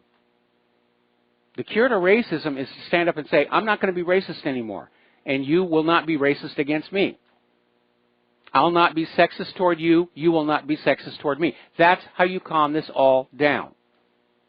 But this idea of it's my turn now, you know, I come from the slave people and you're the master people, and now it's my turn to be the master and yours to be the slave. That's not going to solve any problems. That's just going to increase the friction. And again, a little bit of a reminder, No black person alive today has ever been a slave, other than that we are all, black and white, green, brown, peach, taupe, mauve, slaves to that 1040 form. And no white person alive today has ever been a slave holder. Even at the height of the antebellum period, only 1.5% of those southern plantation people owned slaves. Some of them were black themselves. They weren't all white. And the first slaves in this country were white as well. They were Irish. And the blacks like to go around and say, well, all of your ancestors were slave owners. No, mine ran a station on the Underground Railroad. We're going to do a shout-out now to our on-air affiliate who are now just rejoining our network. Sorry for stumbling there. I'm doing way too many things at the same time. We're going to take a phone call. Dave in Missouri, aloha. Welcome to the show. What's on your mind? Hey, aloha and howdy, Mike. Crawling through St. Louis here. Crawling through St. Louis on I-44. Hey, brother, I wanted to recommend something to you and to your audience. It's an interview, and I hate to plug any other talk show host on yours, but I also love listening to Jeff Rentz. And he interviewed a gentleman named Cody Snodgrass. Yes. S-N-O-D. Did you listen to that interview? No, I didn't. I'm rather stretched for time these days with all the different things I'm trying to get on into. But I know Jeff Rentz well. For a while, I was actually on his radio network, and that was a long time ago. But I'm also familiar with Snodgrass, and I'll look into trying and get him back on the show. Oh, I mean, I'm telling you, the interview they did on December 5th, I mean, he lays out the deep state, the black ops, the Murrow building, how it ties to the Gulf War syndrome, how Saddam was a CIA asset, you know, the Israeli Mossad involvement in 9/11, you know, the Clintons and just how they're able to control the levers of power. But, you know, I've always speculated about something, and I've never really been able to understand it. I mean, I get corruption, and maybe you'll have an idea about this. But how is it that at every level of the Clinton cartel's crimes, they're always covered by whatever legal authority is in place, whether it's police departments, whether it's the coroner? I get it in Arkansas, but, you know, the Washington Police Department with Seth Rich and California with Breitbart. I mean, you can go on down the list. It's not just the FBI and the Justice Department. That's easy to understand, or the federal judges. They're all appointed by Clintons and Obamas. So, I mean, you get that. But, I mean, it filters down to local corruption on a scale that just completely nullifies the justice system at every level. And I wonder if you have an idea how they're able to just get so much help to cover their conspiracies when they're so blatantly obvious, you know, in what they do. They don't even, you know, I mean, they might lie about it, but everyone knows what goes down. Everybody knows what happened to Seth Rich, what happened to Breitbart, on and on and on. And the local police departments in the various jurisdictions are always covering for these people. I wonder if you have a theory as to why. Well, it's really very simple, and it goes back to the Central Intelligence Agency and back to Arkansas in the 1980s. You remember the Iran-Contra scandal? Well, a big part of that never really saw the light of day was that the CIA was running a smuggling operation out of Arkansas down to Nicaragua, and they were manufacturing untraceable military weapons and smuggling them down to Nicaragua to give to the Contras to use against the Sandinistas. And because this was an illegal operation by the CIA, they had to finance it by smuggling cocaine back into the United States along the same smuggling pathway. Tons of it brought into this country and sold to our kids. And Bill Clinton basically... $100 million a year. I'm sorry, you know, over $100 million a year. And Cody said that Bill Clinton was pulling $10 million a month in skim off of that trafficking money. And for the first time I'd heard that, but, you know, I mean, it wouldn't surprise me. Well, everybody was skimming off the top of it. I mean, it was just this huge amounts of untraceable cash. It was being laundered and even increased through that whole Resolution Trust Corporation. Remember the SNL bailouts? That was being used by the CIA as a money laundering and money growing system. So they just had this epic amount of money, and everybody was dipping on in. And from that time to this web of corruption has continued to spread. on top of the CIA's existing web of control, which goes all the way back to the end of World War II, when they adopted much of the Nazis' intelligence apparatus methods and started bringing them to the United States of America, like Operation Mockingbird to control the media, and they had similar operations to control the police departments in every major city. So, yeah, this has been a long time coming. It's not something that just popped into existence in the last couple of months. This has been around for pretty much our entire lives. You know, it just always confounded me, though. I mean, no matter where they commit the most horrendous crime, they are always covered. I'm talking about the Clinton cartel syndicate. They are always covered by local authorities. And you know, you would hope that that's where you would have honest people in the justice system and the police departments and the sheriff's departments. You would hope you at least had local law enforcement, but not when it comes to the Clintons. Every single time they are covered, you know. Well, I'm sure that there are honest people out there, and those honest people who are willing to risk a trip to Fort Marcy Park are probably going to say, this is what's going on, and then their higher-ups, their superiors, come on down and said, look, we just got a phone call from Washington, D.C., you have to let this go. And unfortunately, going on back to the Stanley Milgram experiments, probably most of these people are just going to go along with it. And, you know, one more quick point. It's just so disgusting to see the ignorance of American Christians.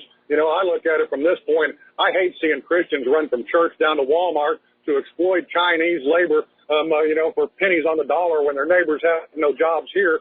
Running from church to the Walmart checkout line, like they're fine. And then, you know, it goes further to this embracing and euphoria over Jerusalem. There is no end to the ignorance of the American Christian community, and I am one. But I just cannot stand how ignorant that the Christian community as in mass is in this country. It's probably to me, it's more pathetic than the leftists. I mean, at least you understand where they're coming from. But this just willful ignorance, I don't know. It just blows my mind, man. All right. Well, listen, I don't think the ignorance is confined just to the Christian community. And as far as running like lemmings to Walmart, it's because all of our advertising in the stores themselves are basically set up as Skinner boxes, which means these companies actually hire psychologists to figure out ways to motivate people to just spend more money and do more. Las Vegas does the same thing with their hotels and casinos. They literally hire psychologists to say, what can we do here that will make people more willing to take gamble with larger amounts of money? And it's a little overwhelming. Right, and the media is completely supported by Walmart advertising, the #1 advertiser. I want to say this real quick, and then I'm going to jump off. I delivered to Amazon the other day to a warehouse, and had a conversation with one of their folks there, and they're really concerned about sales for Christmas. So, you know, I mean, they're not seeing the traffic that they had hoped that they would right now in the warehouses, and internally there's a little bit of panic, and I also know that firsthand from in Walmart. So, you know, you said you made this point a week or so ago, you know, that they're never going to admit the first week of December the sales are off because they're trying to drive everybody in to make them max out their credit cards. Well, I can tell you firsthand, I discovered that's true even insofar as Amazon is concerned. Well, it also confirms something else I said. The online sales are not to blame for the decline of brick-and-mortar retail. It's just the American people have been tapped out. We have no money left. Everybody is just barely surviving. They pay their rent, their bills. They don't have money for Christmas. And I think that's very frustrating and angering for them. And what I'm seeing around here is that people aren't even bothering to go window shopping because they know they can't actually buy anything. A lot of people are getting into homemade gifts this year. They're baking. They're doing things like that. Anyway, listen, drive safe, Dave. We're going to let you go. And we're going to switch on over to Sherry. Okay, we're going to switch over to Sherry in Fredericksburg. Hi. Aloha. Welcome to the show. What's on your mind? Thank you, Mike. This is just real short, and it's just a fun little comment. The karma, for those who believe in karma, it gives a really interesting twist to racism, because if you were a cruel slave master in a past life, the next life, which could be this one, you could be an abused black, so you can feel the pain you caused.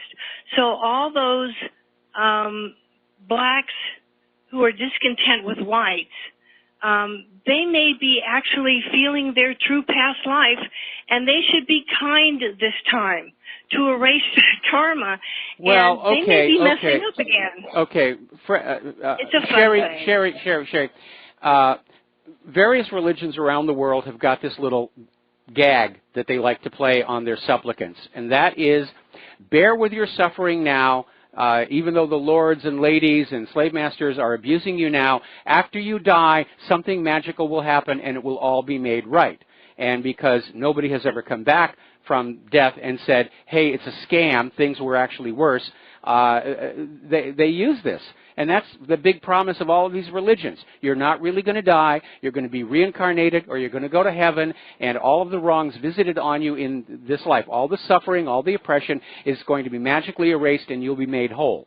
And I hate to say this, I think it's kind of a little bit of a hoax.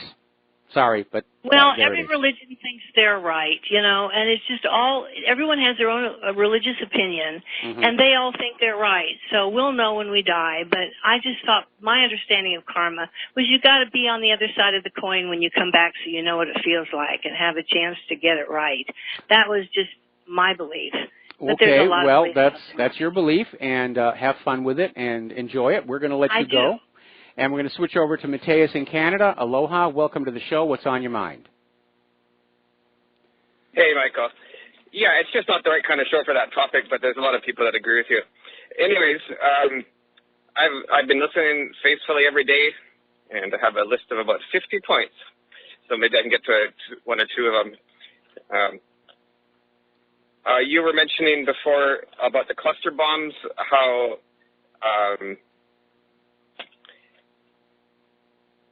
Hello? I'm sorry. We've only got about a minute left. Yeah, sorry. Yeah, okay. So,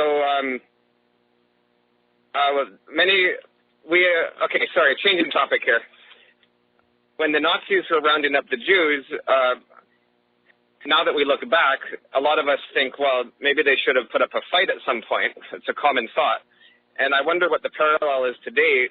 Like, are we going to look back and think, oh, we should have been putting up a fight?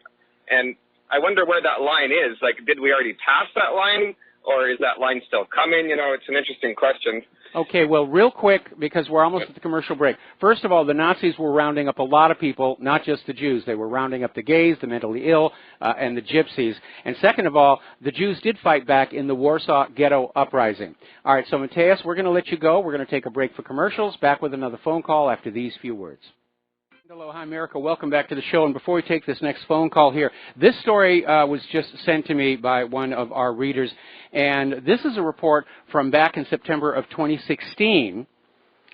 And apparently a hacking group was able to get into the WADA database, the World Anti-Doping Association, the one that's always being wagged to ban Russia and everything, and discovered proof that U.S. athletes were using doping during the Rio 2016 Games. So, at this point,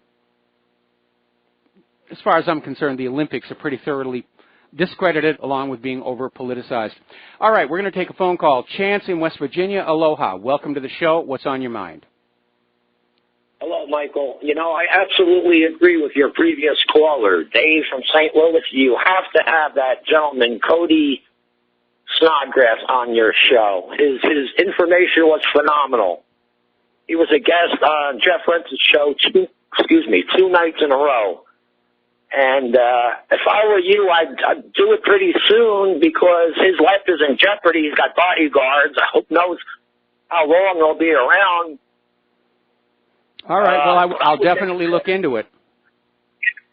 Truly phenomenal information, Michael. Okay. All right, well, thanks an awful lot. We're going to let you go. Now, as you know, everyone's been talking lately about the opiate crisis or opioid crisis here in the United States of America. And we're not talking about the guy on the corner selling little balloons of white powder. We're talking about opium products being prescribed by doctors and dispensed by pharmacies in huge, huge amounts. And Oklahoma has finally had enough, and they are basically suing the industry as a whole, because these doctors are profiting from the visits to get new prescriptions. The pharmacies are profiting selling the opioids. The pharmaceutical corporations are profiting by making the opioids. Everybody's really happy. But the problem is that the social costs of this are all falling onto the state budgets. And so Oklahoma is sued. The lawsuit's moving forward. And they're saying basically through decades of fraudulent marketing campaigns to doctors and consumers, these companies have been the driving force in the deadliest drug epidemic in U.S. history, an epidemic that claimed more than 64,000 lives last year alone. Oklahoma continues to suffer greatly because of it. In the last 3 years, nearly 3,000 Oklahomans have died from overdoses, and more than 1,300 newborns have tested positive for substance exposure. The opioid crisis has created a generation of addicts who continue to struggle on a daily basis. These companies put profits over people, and we intend to hold them accountable. Good start. But that's true of the pharmaceutical industry as a whole. It's all about profits, whether it's the opioids or the vaccines. And by the way, they're saying this year's vaccine, flu vaccine, is turning out to be just as ineffective as years past. And remember, about a month ago, we ran this story. They discovered that the process by which the flu vaccines are being manufactured is altering the flu virus, because they culture it in chicken eggs. And the virus will mutate to a form that infects chickens. And so you're getting the wrong vaccine. You're being vaccinated against a flu that is going to go after chickens. And you're not a chicken. Meanwhile, the human flu, the human variant of that virus, has no problem making you ill. Now, down in Australia, they're having major problems with their internet. And apparently an undersea internet cable that links Australia with Asia has been cut just 6 weeks after the last time it was repaired. Now, this is a 39,000-kilometer CME-W3 cable linking Perth and Singapore. And last time it broke, it suffered multiple cuts in August. And it took 50 days to repair it. Now, there have been these very interesting incidents of cables being cut, and they're not saying what's cutting them. Is somebody trying to tap into the cable and they're botching the job? The U.S. used to use submarines to try and tap into undersea cables around Russia, the Soviet Union, rather. Is somebody just, for no reason at all, dragging large pointy things across the bottom of the ocean there?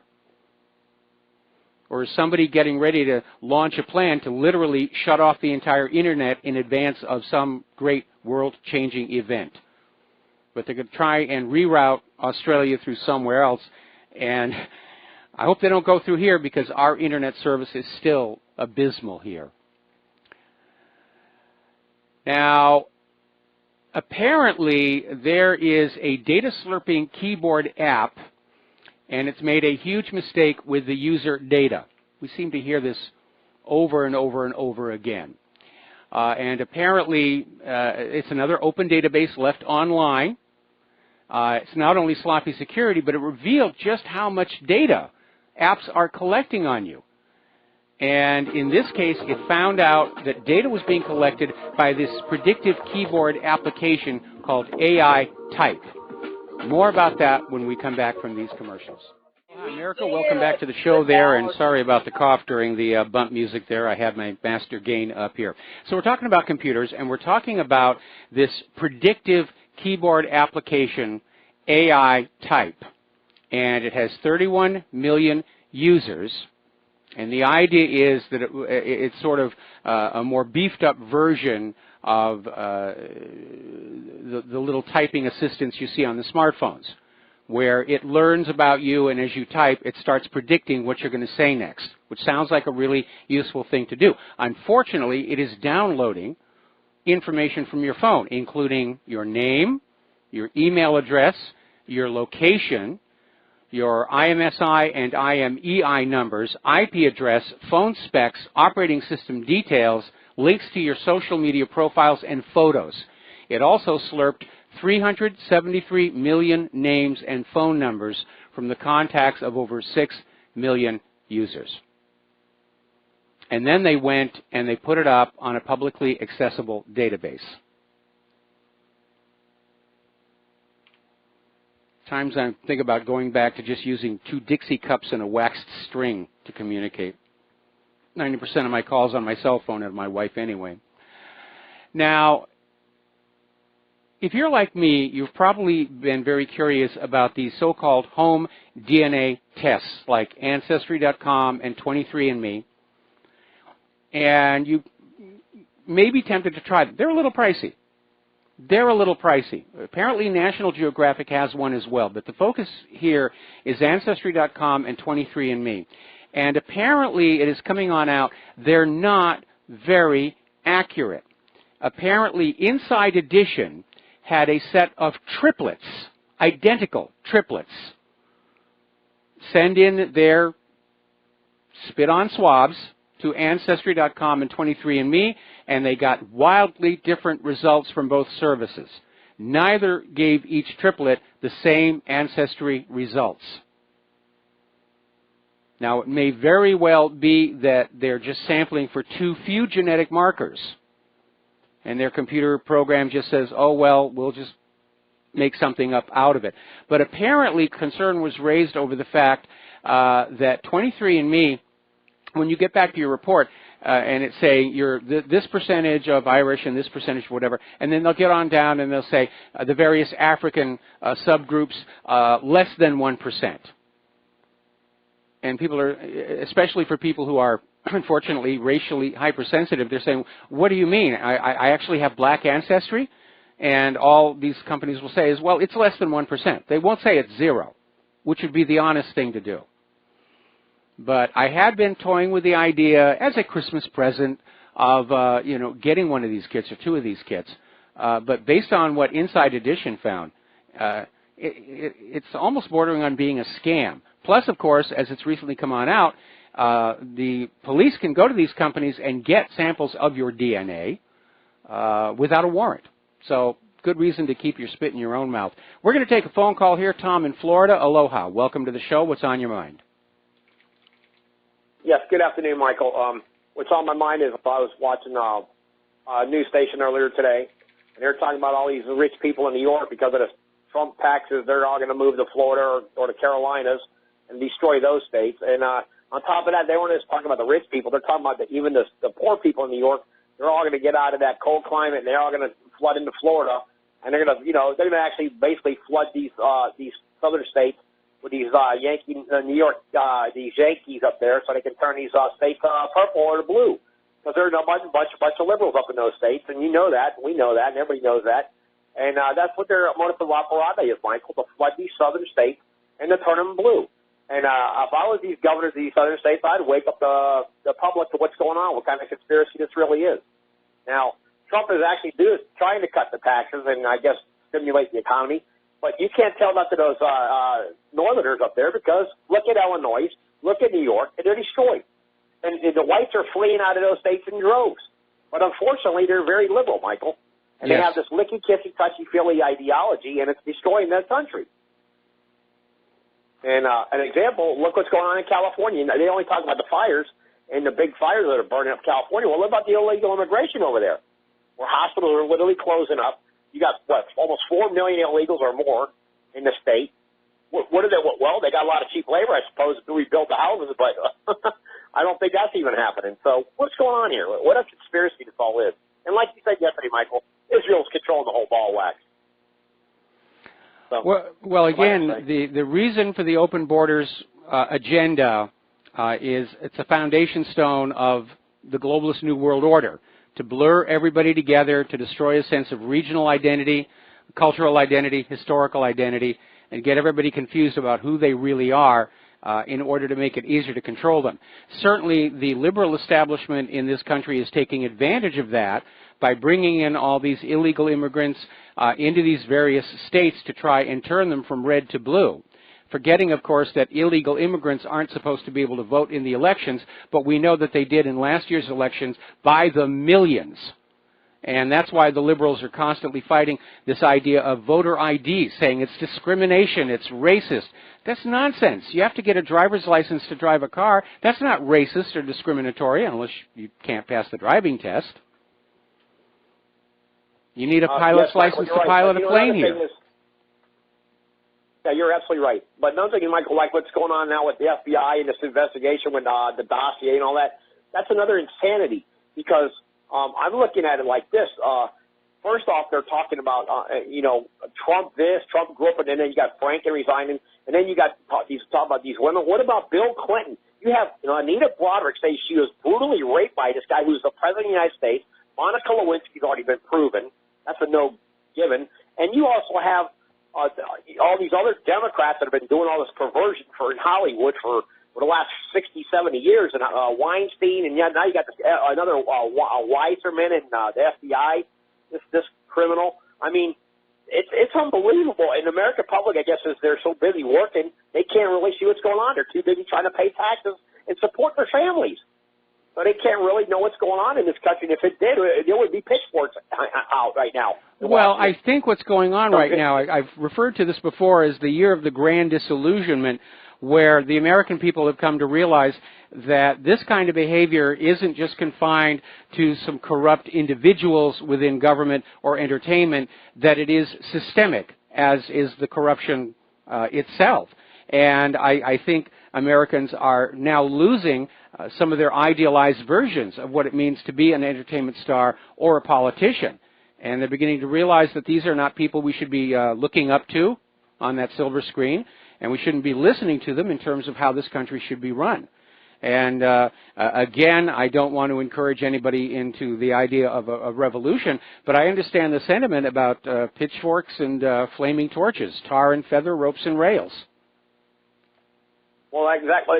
By the way, Michael, Corey Feldman has a video out with all the names in Hollywood. I don't know if you've been talking about that, but this guy, Corey Feldman, the old childhood actor, he's been saying how perverted in the perversion of Hollywood since 1993. He did a video, and he's dropping all kinds of names. How come they don't talk about that in the media?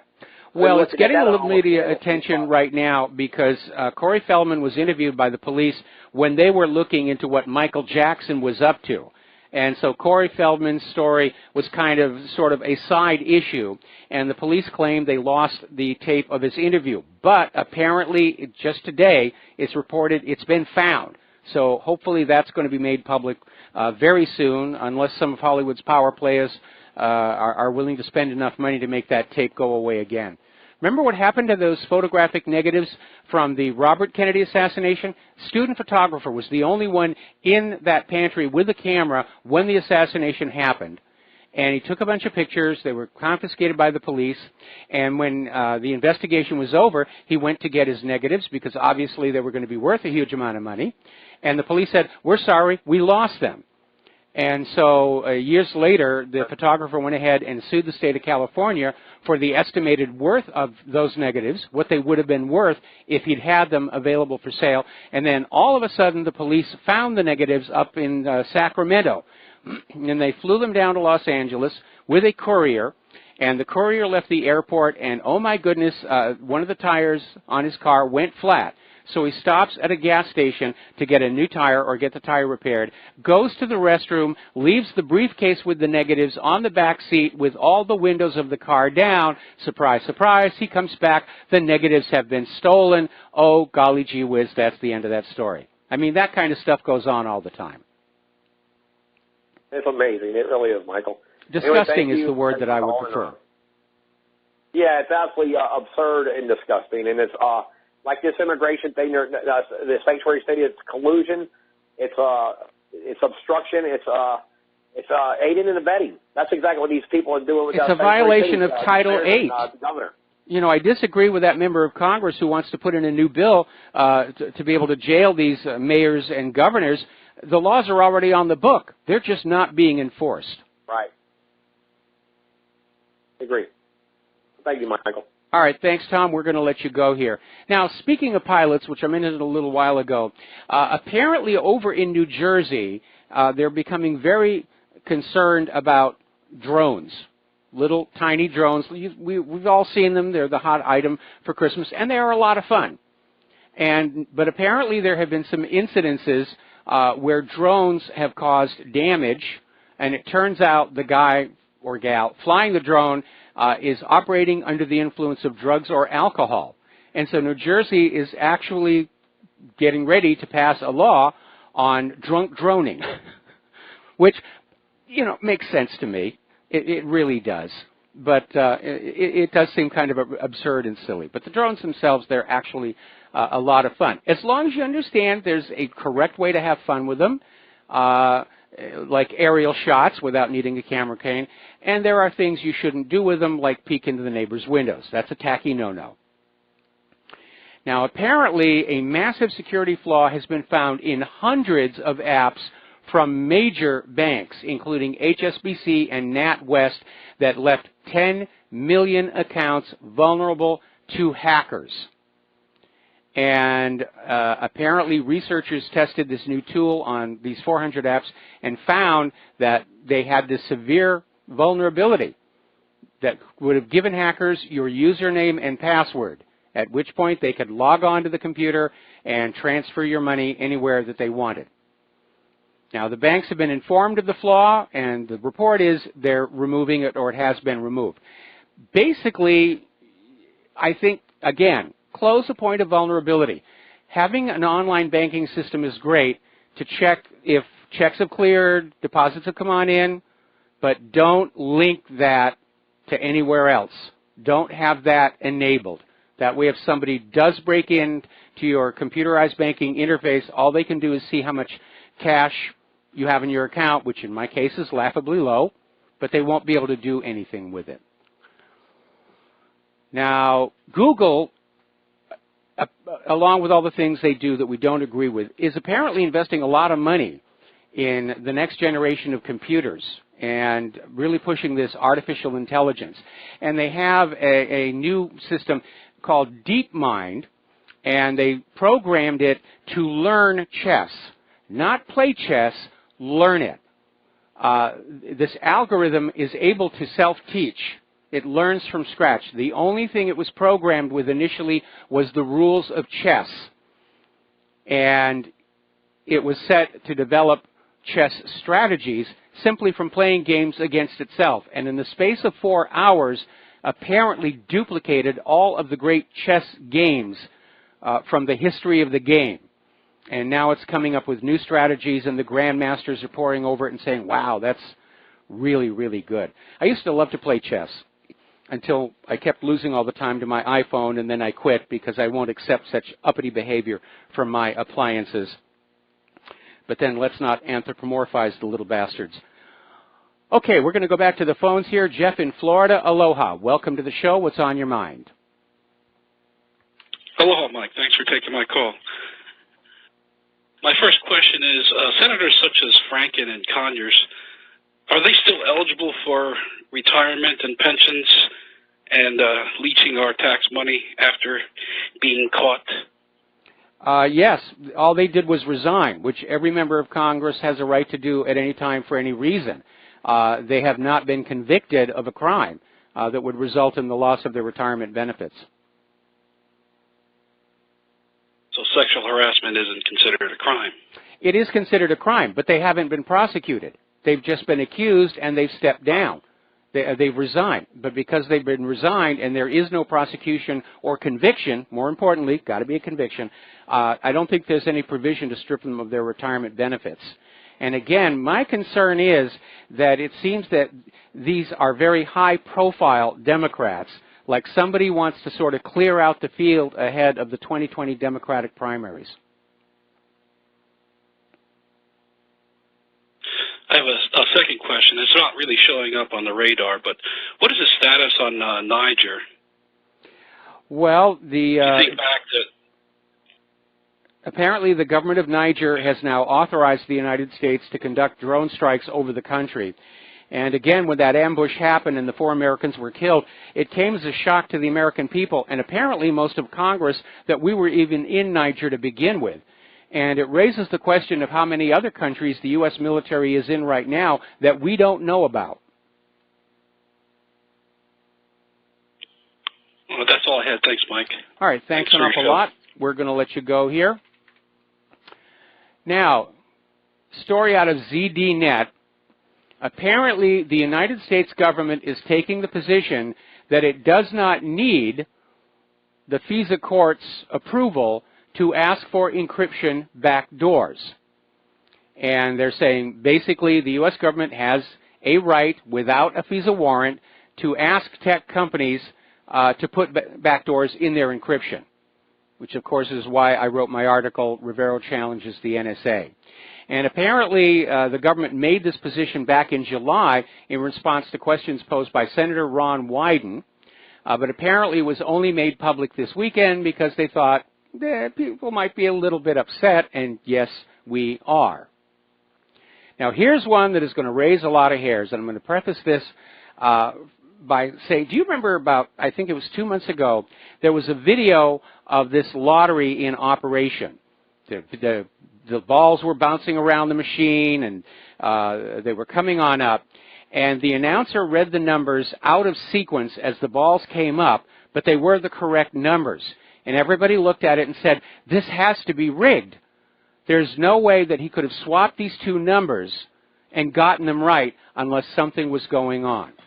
Well, apparently, according to this article from CNBC, I'll tell you what, I'm going to finish this in the last segment of our show, so we'll be right back. Aloha, America. Welcome back to the show here, last segment of our program today on this Thursday. So here's the story. You know about all these lotteries, and you buy a ticket, comes out of a little machine in the store, and then they have the TV show with the big glass bubble and the little ping pong balls bouncing around, and they come on out, and it's supposed to reassure you that it really is truly a random system. But as it turns out, apparently, Eddie Tipton, who worked for the Multi-State Lottery Association from 2003 until 2015, and was its Computer Information Security Director for his last 2 years, appeared in a Des Moines courtroom where he pled guilty to 1 count of ongoing criminal conduct and publicly acknowledged his role in a scheme to rig the lottery software. And this is a guy who helped write the computer code behind several U.S. lotteries, including some of its biggest. And he pled guilty to masterminding a scheme in which he was able to rig the winning numbers for jackpots in several states and collected millions of dollars. And he said he wrote software that included code that allowed him to understand or technically predict winning numbers. And I gave those numbers to other individuals who then won the lottery and shared the winnings with me. Another reason not to buy those tickets. I remember when the California lottery first came on out, and they paid out some horrendous prize. I mean, everybody was buying the tickets. Oh, we're all going to get rich. And then the reality of just how long the odds were against you began to sink in, and lottery sales plummeted. And so they remarketed it. You know, forget about actually winning, but just think of how much fun you'll have of dreaming what you'll do if you win when you're holding that ticket.